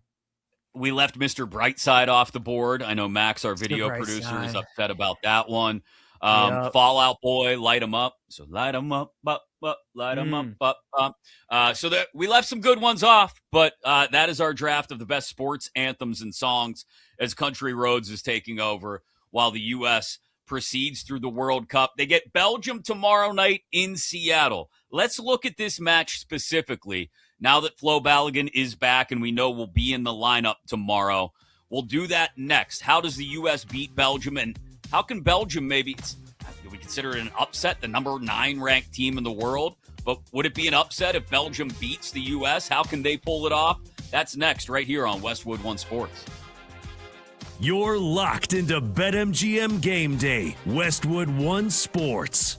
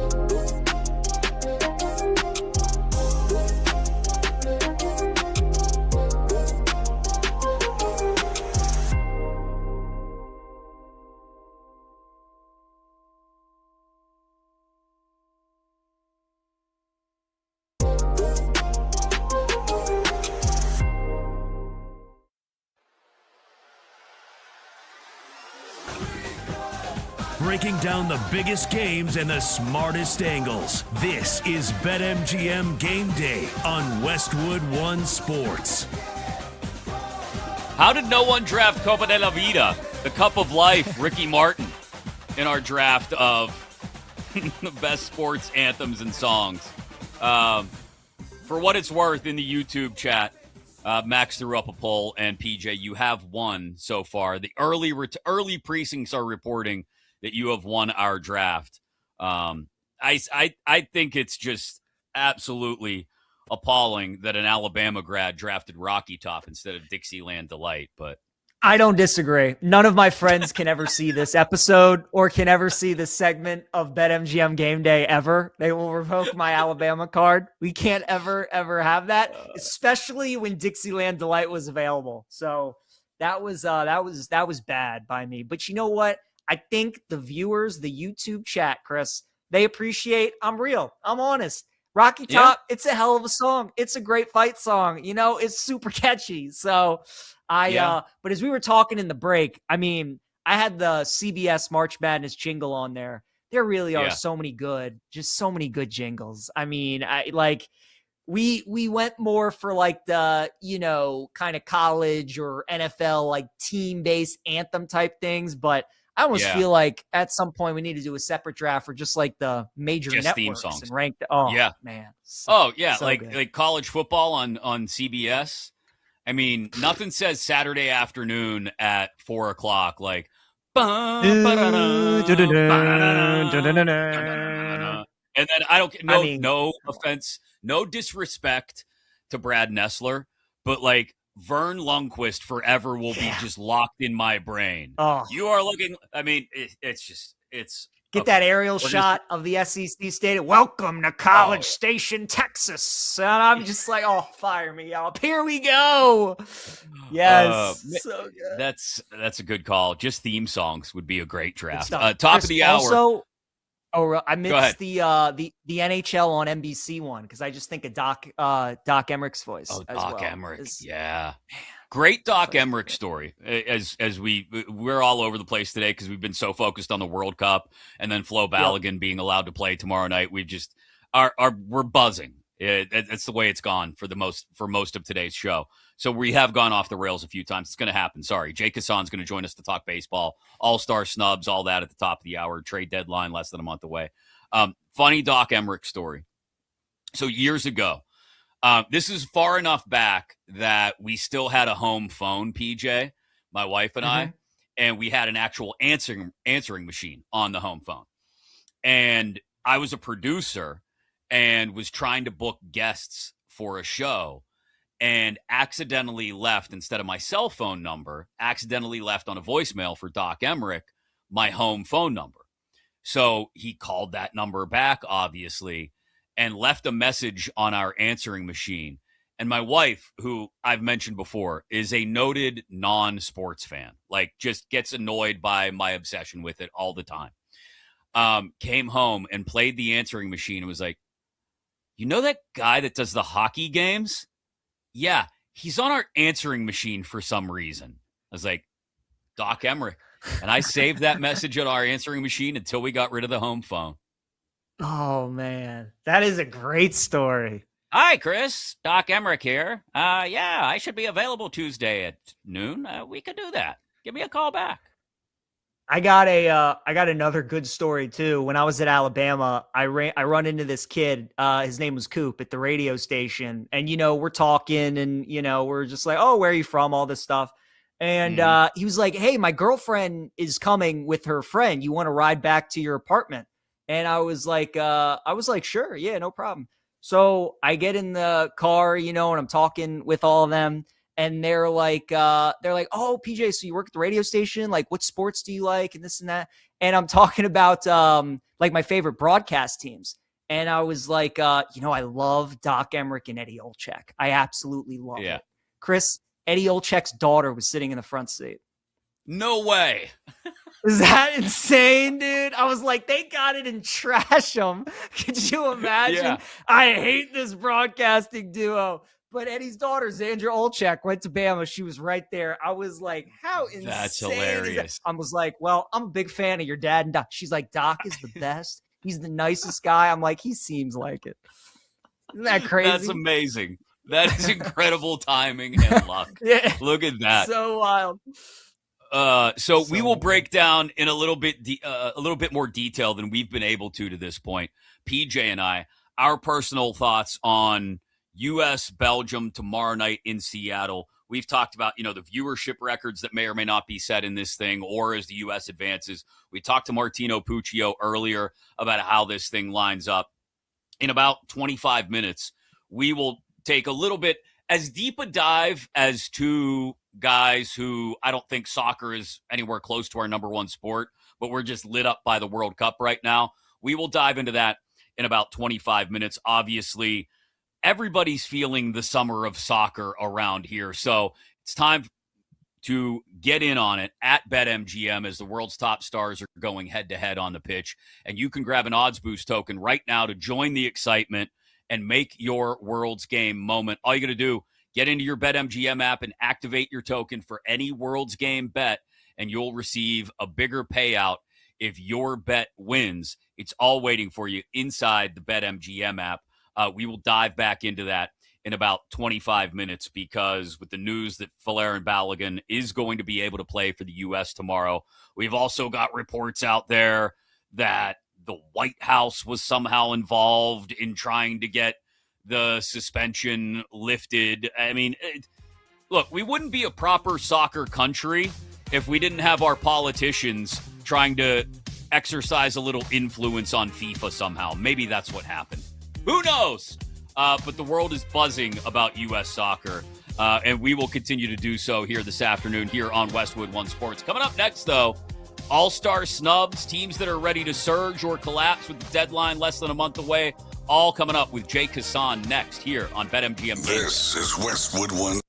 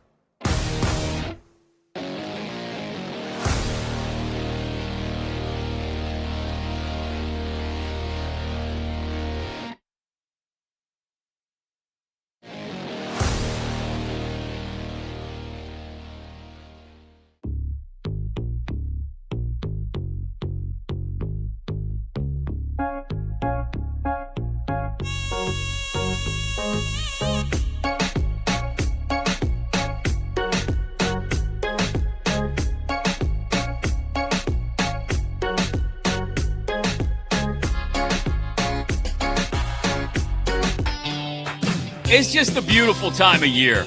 I don't care how damn hot out it is. It is a beautiful time of year. 4th of July weekend, hot dogs, fireworks. The summer of soccer rolls on. PJ and I will dive back into the U.S., getting Flo Balogun back for their matchup against Belgium tomorrow night in just a couple of minutes as well here on Westwood One Sports. But the All-Star game is right around the corner. The trade deadline is less than a month away in Major League Baseball. So let's talk baseball with our guy, Jake Hassan. Check out Hassan's Hacks, his Substack, with all kinds of wonderful insight. And, of course, the little sprinkle of Jake that you can only get from, well, Jake Hassan. He joins us now to talk about everything going on in the world of baseball, teams that may be ready to surge or collapse with the deadline just a little less than a month away. And, of course, the All-Star teams were named yesterday as well. Chris Mack alongside PJ Glasser here on BetMGM Game Day. Jake, let's start there, my friend. We ran through some of the snubs that we thought deserved to make these All-Star teams earlier who did not. Who's at the top of your list for All-Star snubs? I mean, the top one has to be Bryce Terang, the Brewers' second baseman. He's been unbelievable for 2 straight years now. He's leading the National League or among the leaders in the National League and wins above replacement. I don't have any gripes with Ozzie Albies making it, but let's be honest. Terang's a better player right now, pound for pound. So I think that far and away is the biggest one for me. Jake, who is the guy that you absolutely must see in the home run derby? I mean, it has to be Junior Caminero, right? Like the guy who came in second last year. He puts on a show. He's on a crazy hot streak right now of, what is it now, 9 straight games with a home run. Like he's just unbelievable. And he's one of the ascending superstars in the league. He's a ton of fun, a million chains, obviously. And he goes out there and he says, I'm the best player in baseball. Of course, he said on national TV, oh, who's a guy that you want to see most every night? He says, myself. Like he's awesome. So it's got to be Junior for me. Junior Caminero out there a week from tomorrow night with a sleeveless shirt and 10 pounds worth of Mr. T gold around his neck is what the baseball world needs right now, Jake.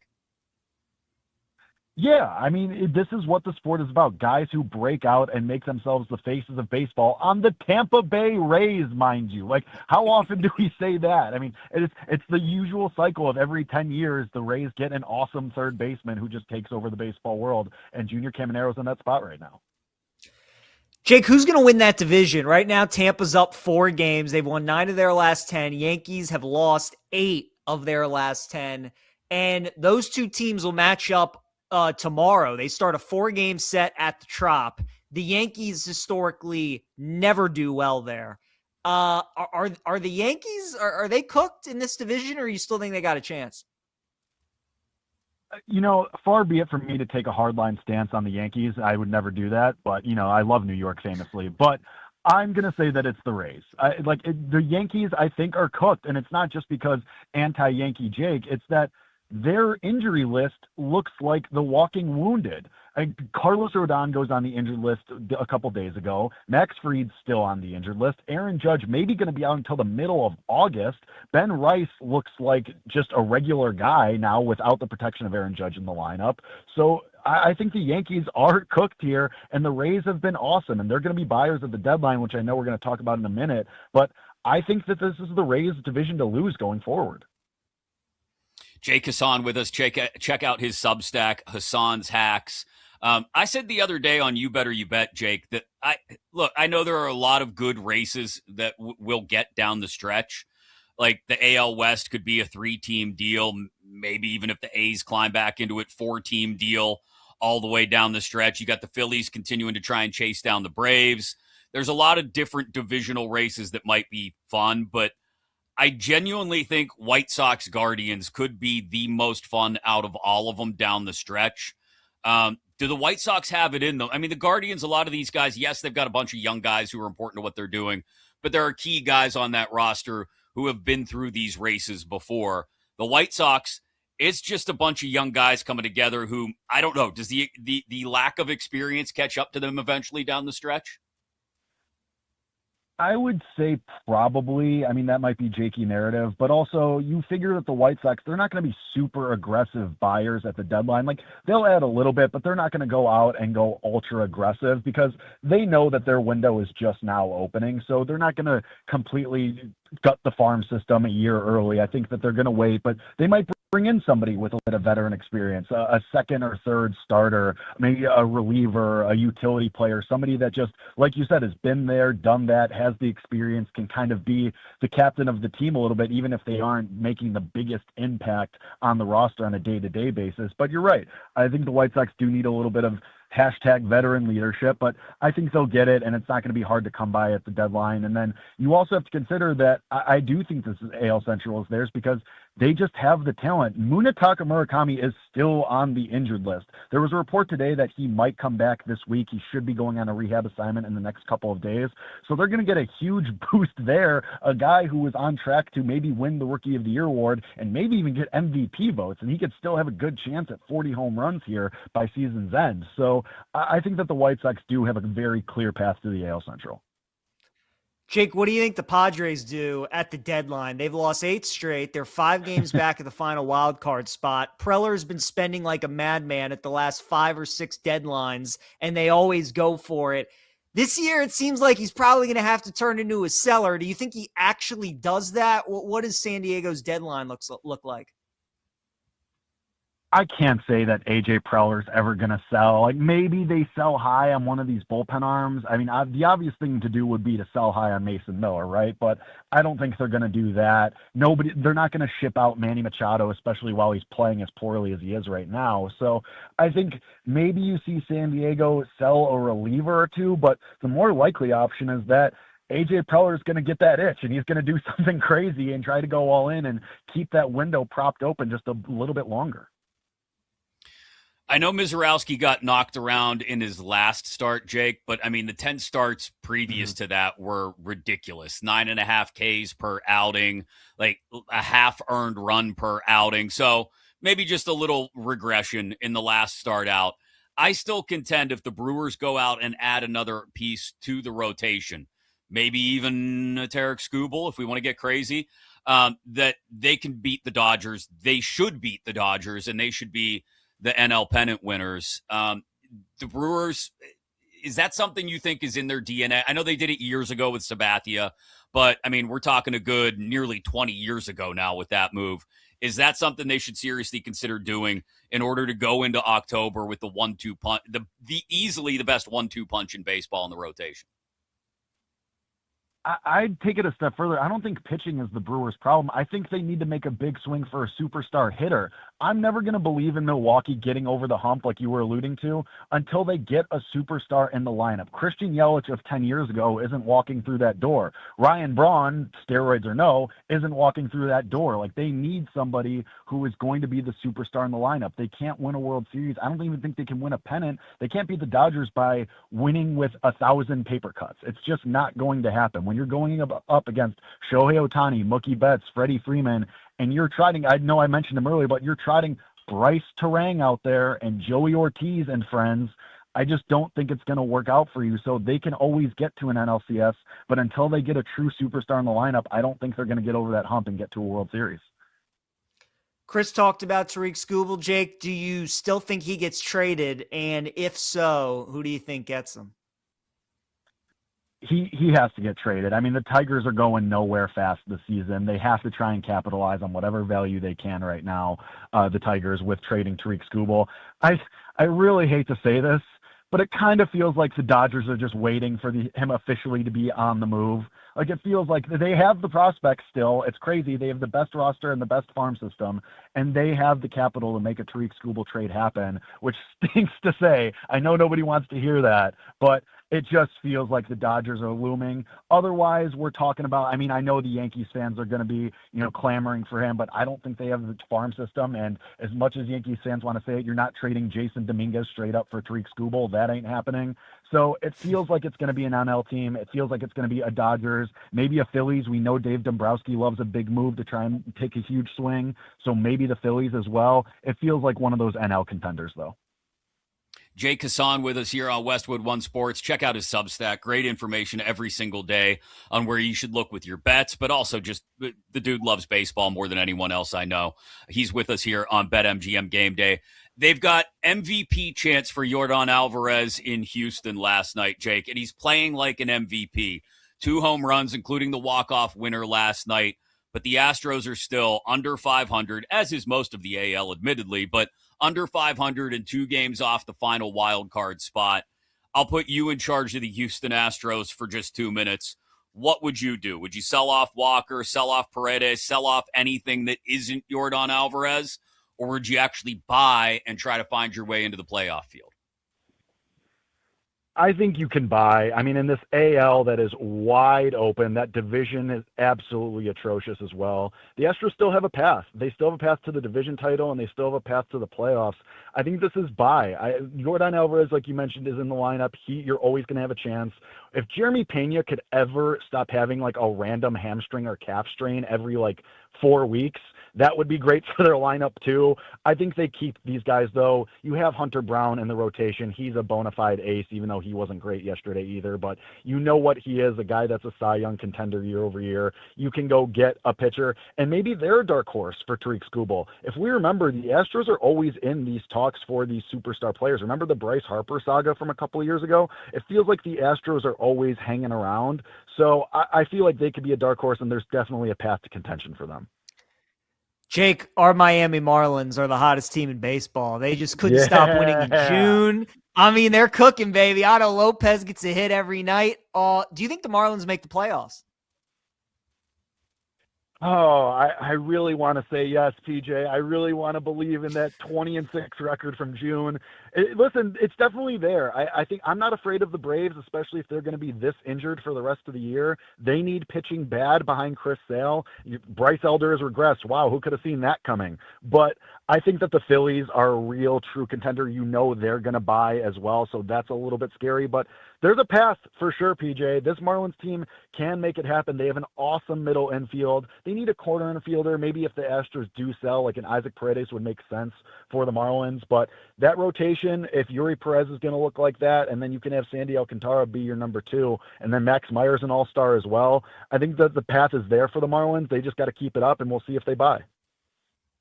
All right, Jake, I want to circle back to the all-star rosters.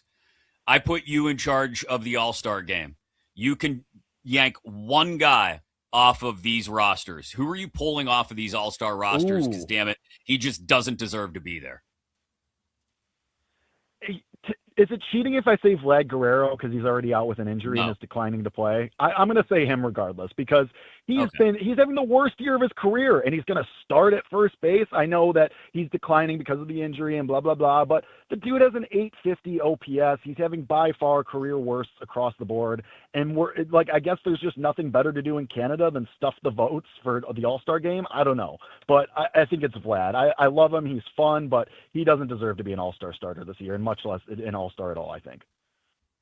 Jake, who's the team that's going to get on a little bit of a roll here, you think, as we head towards the All-Star break in the second half? Maybe a team that's on the outside of the playoff picture that you think maybe could work their way in?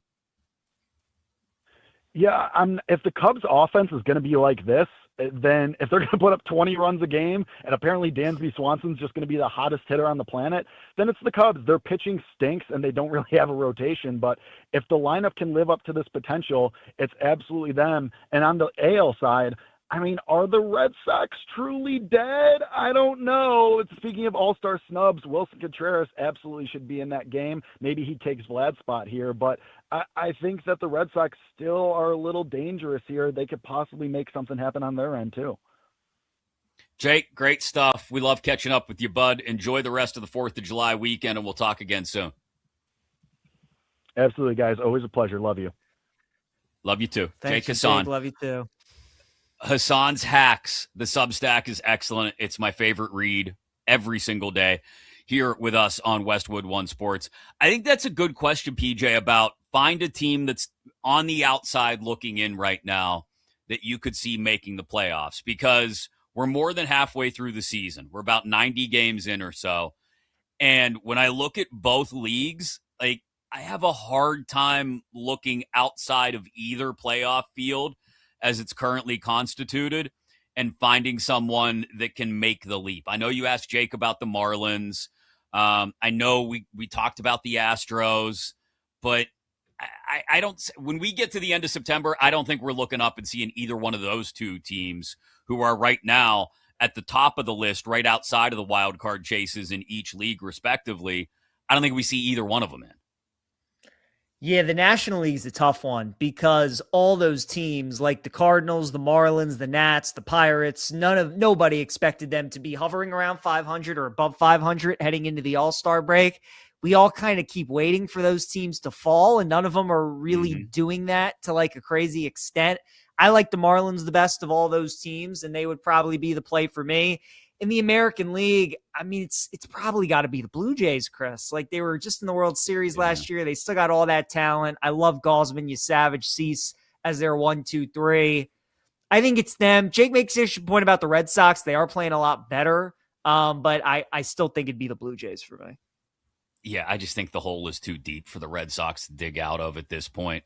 I know you could probably make the final AL wild card at 500, but they're 9 games under. That's going to be hell of a claw back to get to that point. And I do think on the National League side, if we want to talk about teams, I know they're only 2 games under 500. You brought them up earlier. I know they're 5 games back of the final wild card, so they're not cooked yet. But there's something about this weekend in LA that feels like the first, not the final, because there's 2 months left here, of 2.5 months of baseball left. This weekend in LA has felt like the first nail in the coffin for the Padres. Definitely has 8 in a row. Again, Preller, anybody that follows baseball knows that he is always somebody who's willing to spend, buy. He loves trading away his prospects. When you've lost 8 in a row, Chris, and you're 5 games back of that final wild card spot, I don't really know if you can buy. So it'll be anytime a GM is forced to kind of do the opposite of what they normally always do, it's always intriguing to see what that looks like. Coming up, they're going to have Flo Balogun back. Who knows what happened to make this happen, but as American soccer fans and sports fans, we're just excited that he's going to be out there tomorrow night for Monday Night Football against Belgium in the round of 16 of the World Cup. PJ and I break down this match tomorrow night and what to watch for and how we think each team should try to find a path to victory and ahead to the quarterfinals of the World Cup. That's next right here on Westwood One Sports.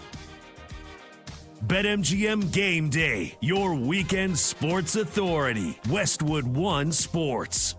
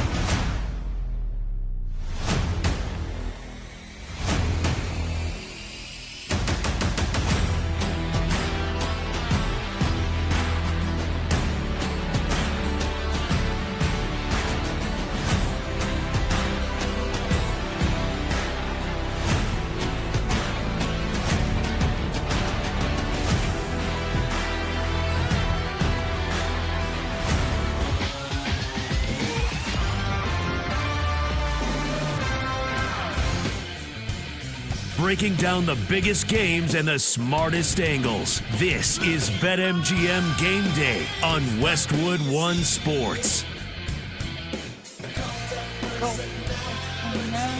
We were talking wrestling during the break, so big move by Mike to bump back with a little CM Punk. Or,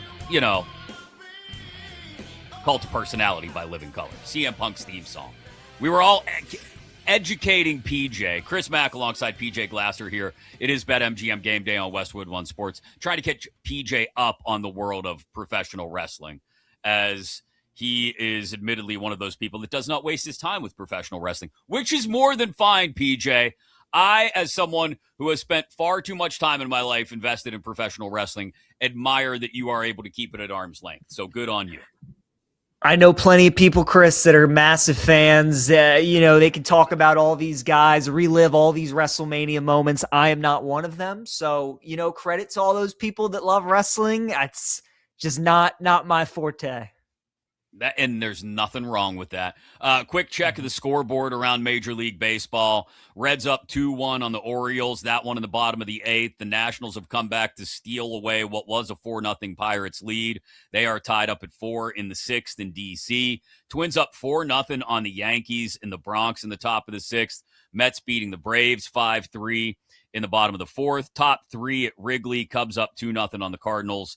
Top 2 in Kansas City. Royals up 2-0 on the Phillies right now. We might have some baseball bets mixed in here before the end of the show. We will have our 3 stars of the day, our 3 favorite moments of the show.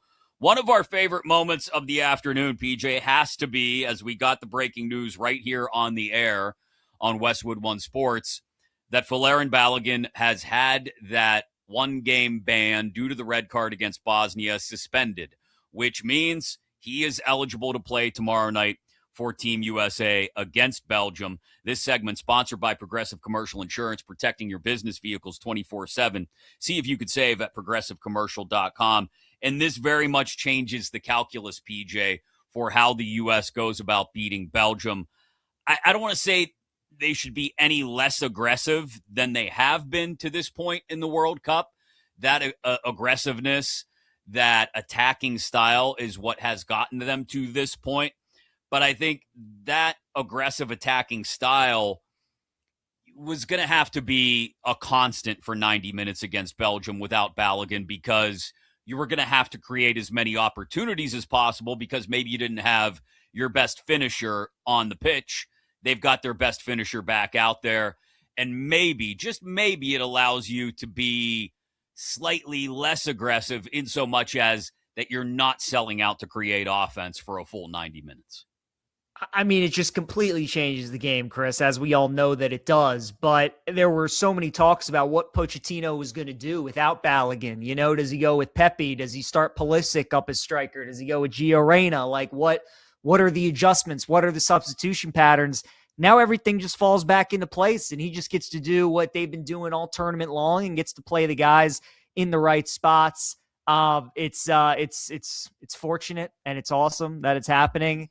And again, we were talking Martino earlier, talking to and listening to some soccer people throughout the week and previewing this matchup. Belgium's got some great players. They got a great goalie. The defense is a little gettable, though.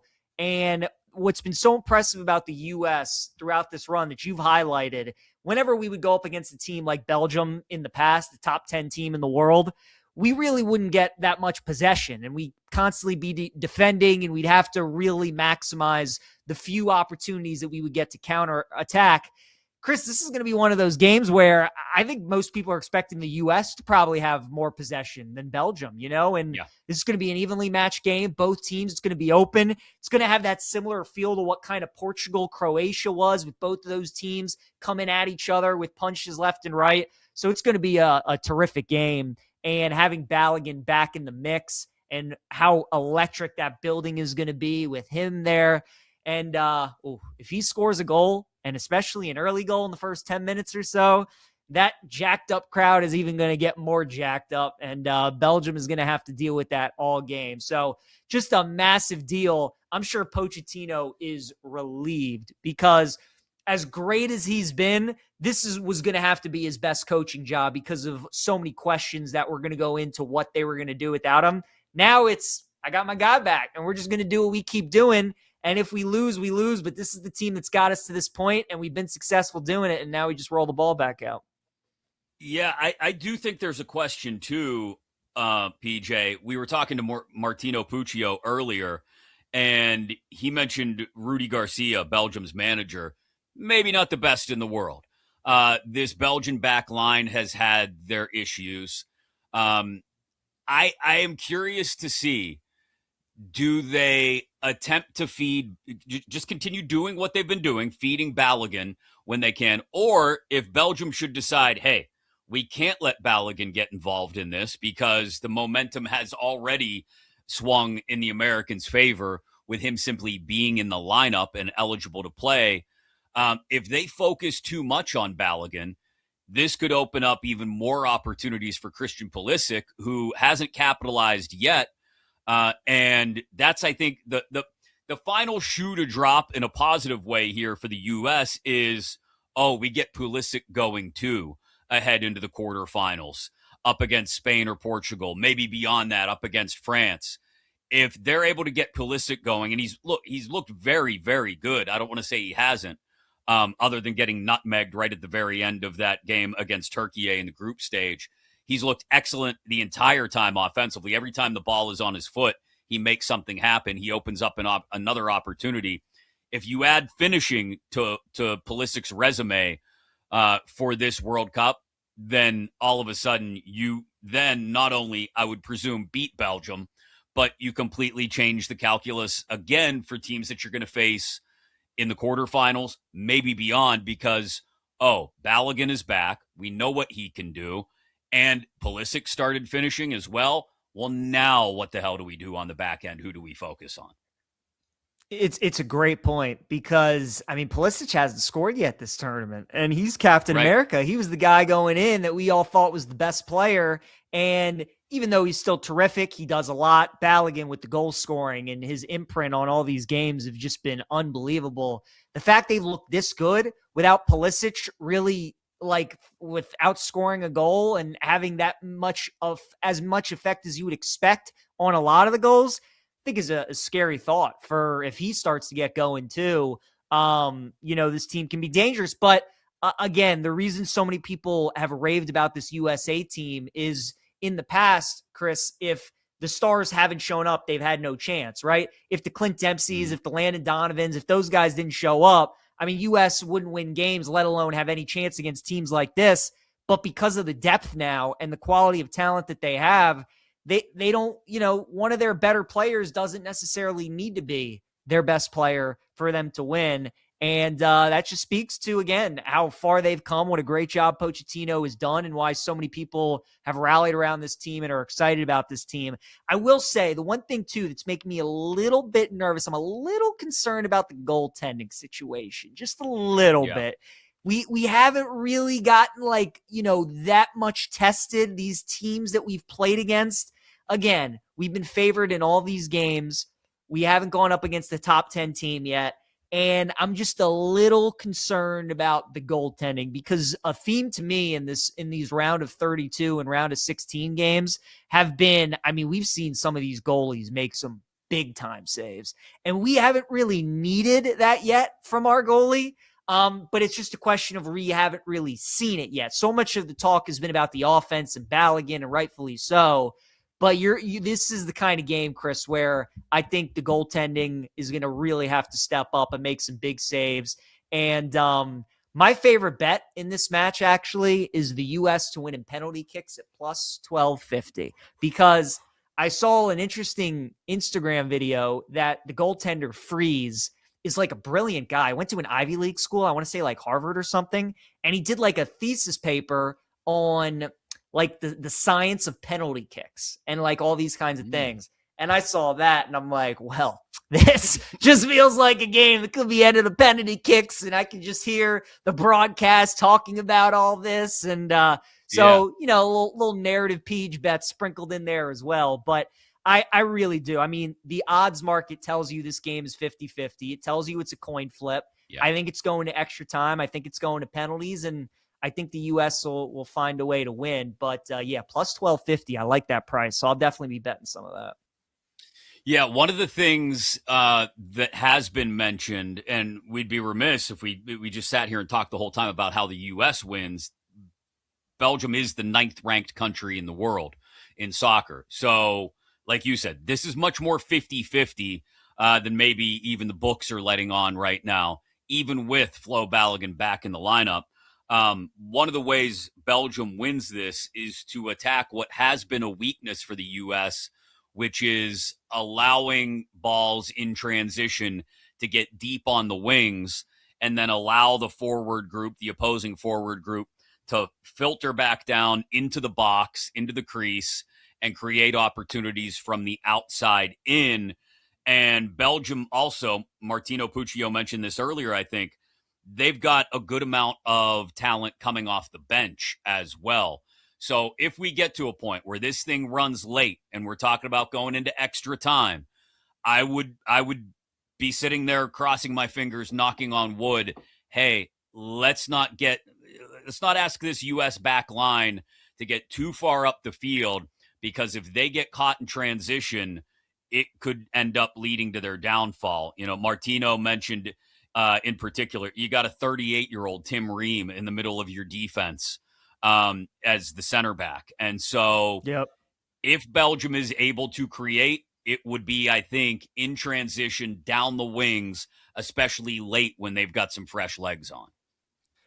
Yeah, no doubt. I'm really interested to see how this England-Mexico game plays out tonight too, and just what an effect the home crowd of Mexico has in that game, with it being played in Mexico City. Now, Martino brought up a great point. The elevation is going to play a big factor. Belgium isn't going to have to quite deal with that in Seattle, but just playing a true road game in a knockout round, what that looks like. And we did see it. I mean, we saw the U.S. go up against Bosnia and Santa Clara, but it's just, this game, as we know, is just going to have so much more juice because we were expected to win that game. Not a lot of people felt like we were going to lose.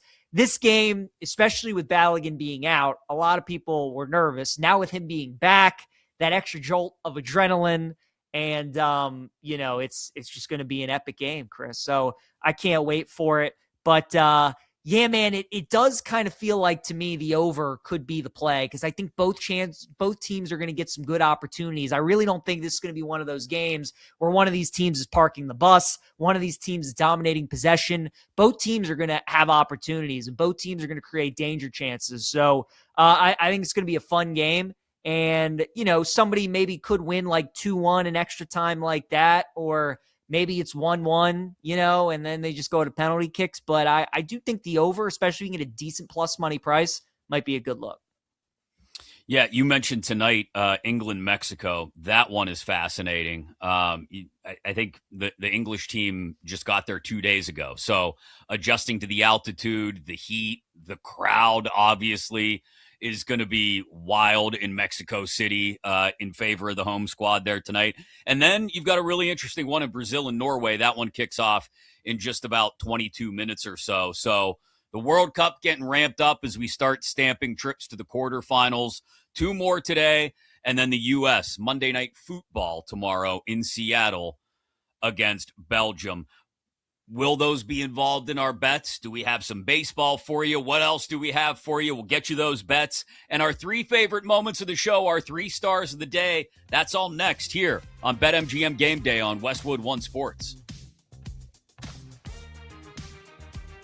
Game Day, your weekend sports authority. Westwood One Sports.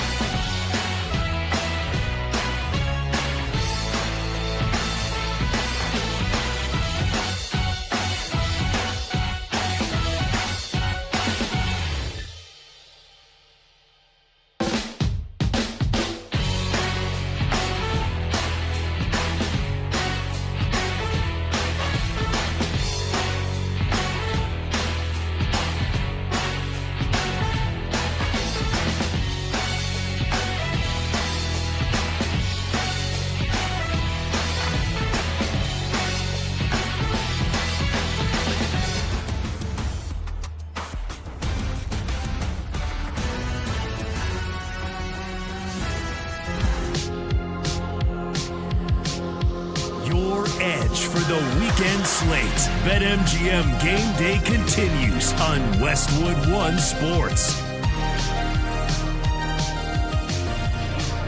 We will give you our 3 favorite moments of the show, our 3 stars of the day in just a moment here before we wrap up. It has been a busy one on BetMGM Game Day. Chris Mack alongside PJ Glasser here on Westwood One Sports.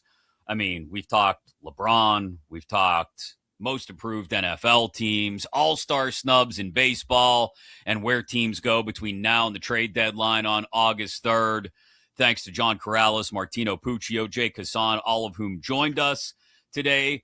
And, Flo Balogun, that's the story of the day in sports. If you're an American sports fan, he will be back tomorrow for the U.S.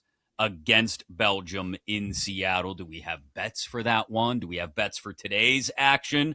It's time for the world's top stars to go head-to-head on the pitch. So grab an odds boost token and join the excitement inside the BetMGM app and make your World's Game moment. Activate your token for any World's Game bet, and you'll receive a bigger payout if your bet wins.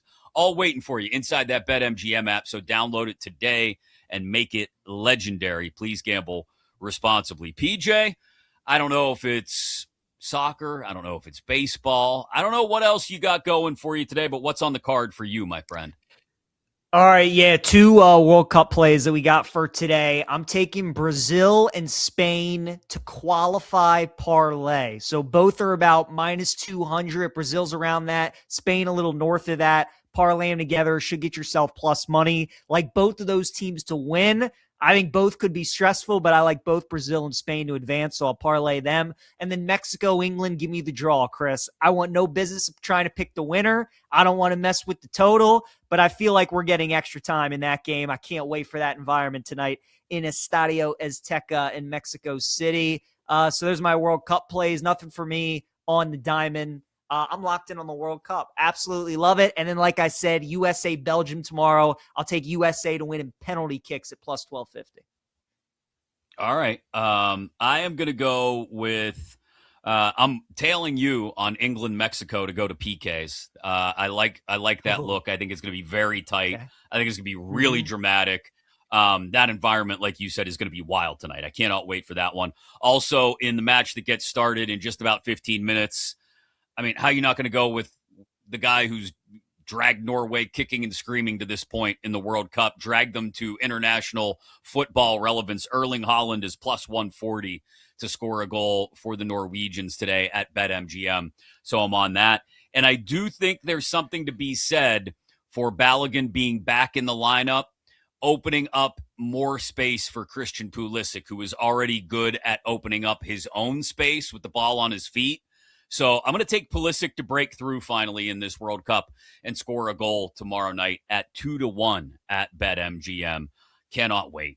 We have been buzzing over the World Cup all day today here on Westwood One Sports. This segment sponsored by Progressive Commercial Insurance, protecting your business vehicles 24/7.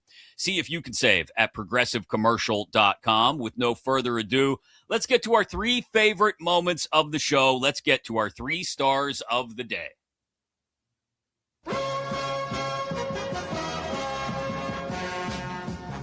I can't say that A.J. Preller's ever going to sell. Like, maybe they sell high on one of these bullpen arms. I mean, the obvious thing to do would be to sell high on Mason Miller, right? But I don't think they're going to do that. They're not going to ship out Manny Machado, especially while he's playing as poorly as he is right now. So I think maybe you see San Diego sell a reliever or two, but the more likely option is that A.J. Preller is going to get that itch, and he's going to do something crazy and try to go all in and keep that window propped open just a little bit longer.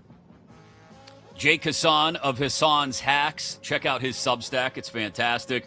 Talking about the Padres and how they look. We both think, PJ, like they're cooked, but you never know with general manager A.J. Preller when he might say, to hell with it. We're all in on now, and actually buy at the deadline. I think it would be pretty, I wouldn't say irresponsible, but pretty short-sighted to do that right now. I would agree. It goes everything against who he is as a human, but they've lost 8 in a row, Chris. They're 5 games back of the final wild card spot. At a certain point, you just got to face reality. This team, it's not their year. You got to go back to the drawing board. Maybe don't blow it up, anything crazy, but definitely field some offers and see if you can sell off some pieces. Our number 2 star of the day? 2. That is the $1 million question here, and we're going to talk to Brad and Bill Chisholm tomorrow.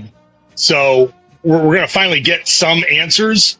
That I think is going to be one of the first questions of what changed so drastically, so quickly, that Jaylen Brown went from a core piece of this team to just kind of almost frantically, desperately getting off of his contract. That part I really don't understand. That I understand, like, from a collective bargaining agreement perspective, that things changed pretty quickly in the NBA, and a contract like Jaylen Brown's is not one that teams really, really want. And I think that's why the market was so depressed and why the Celtics were kind of willing to get off of him this year.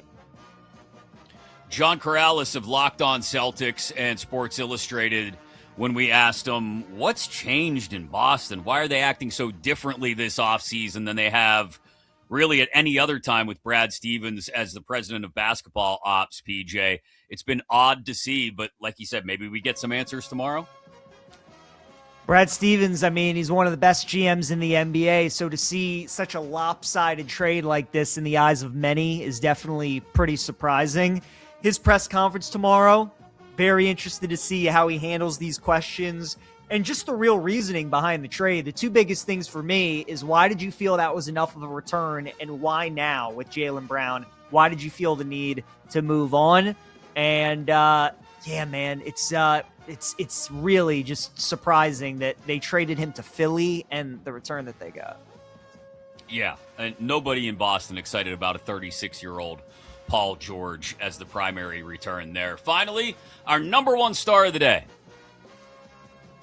1. I'm immediately stunned by this. It's the best news that you could possibly receive. I'm a little upset it didn't happen yesterday on the 4th. That would have been a lot better, but beggars can't be choosers at this point. I mean, this completely changed the entire dynamic of this game, let alone the energy that's going to be brought in Seattle, because we know Seattle is one of the best home field advantage places that you could play in this country, let alone anywhere else. This is huge. It's just a fascinating dynamic. You could arguably say he's on the best run any striker has had in U.S. men's national team history. That's how good he's been, right? Could have probably had 2 or 3 goals in the last round against Bosnia. Martino Puccio, contributor for The Athletic. The man covers soccer from all angles, including for our friends at Gameday Garage. He joined us earlier here on BetMGM Gameday, PJ. And just as we were getting the news about the Folarin Balogun suspension of his ban. So it does. It changes everything for Team USA going into tomorrow night's match. Changes how they play, changes how Belgium defends them, and maybe even changes. I mean, he would have been around should they beat Belgium for any future matches anyway, but I do think it changes everything about how people are watching this team right now, because it's added this whole other boost of momentum to sports fans around the United States getting ready for tomorrow night. It's, there are 2 kinds of breaking news, Chris. There's the Jaylen Brown breaking news where we all expect him to be traded. It's just a matter of when and to who. And then there's the Flo Balogun breaking news where it's like, wait, what just happened? And you're checking all your sources and you're making sure that, like, nothing is made up and everybody is reliable. And that's what today definitely was. His presence changes the whole game. He's been one of the best players in the entire tournament. And now it's no excuses for Team USA. I think what was tough for a lot of people to swallow if they lost that game tomorrow without Balogun was that they went down without their best player. Now the fact that he's back, Chris, they're a slight favorite. People are expecting them to get the job done tomorrow, and should be an awesome game. That's been one of the wildest things to see is over the last couple of weeks as we progressed through the group stage, and now as we get the Balogun news. And it's been watching the average everyday American sports fan, I think, go from, soccer's kind of cool and fun once every 4 years to, oh my God, we've got to go win the World Cup, damn it. And just the massive swing in expectations. That's what we do as sports fans, you know? Once we get an idea in our head that maybe our team can find a path to winning it all, or at least in this case, maybe going deeper than the U.S. men's national team has gone really in the modern era of soccer, well, by all means, we want to see it happen. I just want to see him play Spain, Chris. I just want to see it. You know, like Belgium's a good team. They're number 9 in the world, but I want to see him face one of the tournament favorites with the team this good. Balogun's back. I want to see what that looks like. I think we all do. So can't wait for tomorrow night. Hope they can pull through. And then the Spain game will be the first time that this team has really played with house money. And I can't wait to see what that will look like. But maybe Cristiano Ronaldo in Portugal could have something to say about that tomorrow. So that's the beauty of this tournament. You know, you just never know, as we saw with Cape Verde and Paraguay over Germany as well. It's going to be fun from Brazil, Norway in just a few minutes to Mexico and England tonight, all the way through. You mentioned Spain playing tomorrow afternoon, and of course the Americans in Seattle tomorrow, Monday Night Football. We will have you covered for it all right here on Westwood One Sports. Thanks to everybody behind the scenes for making it work today. Great job. Josh Graham up next right here on Westwood One Sports. This is Westwood One Sports.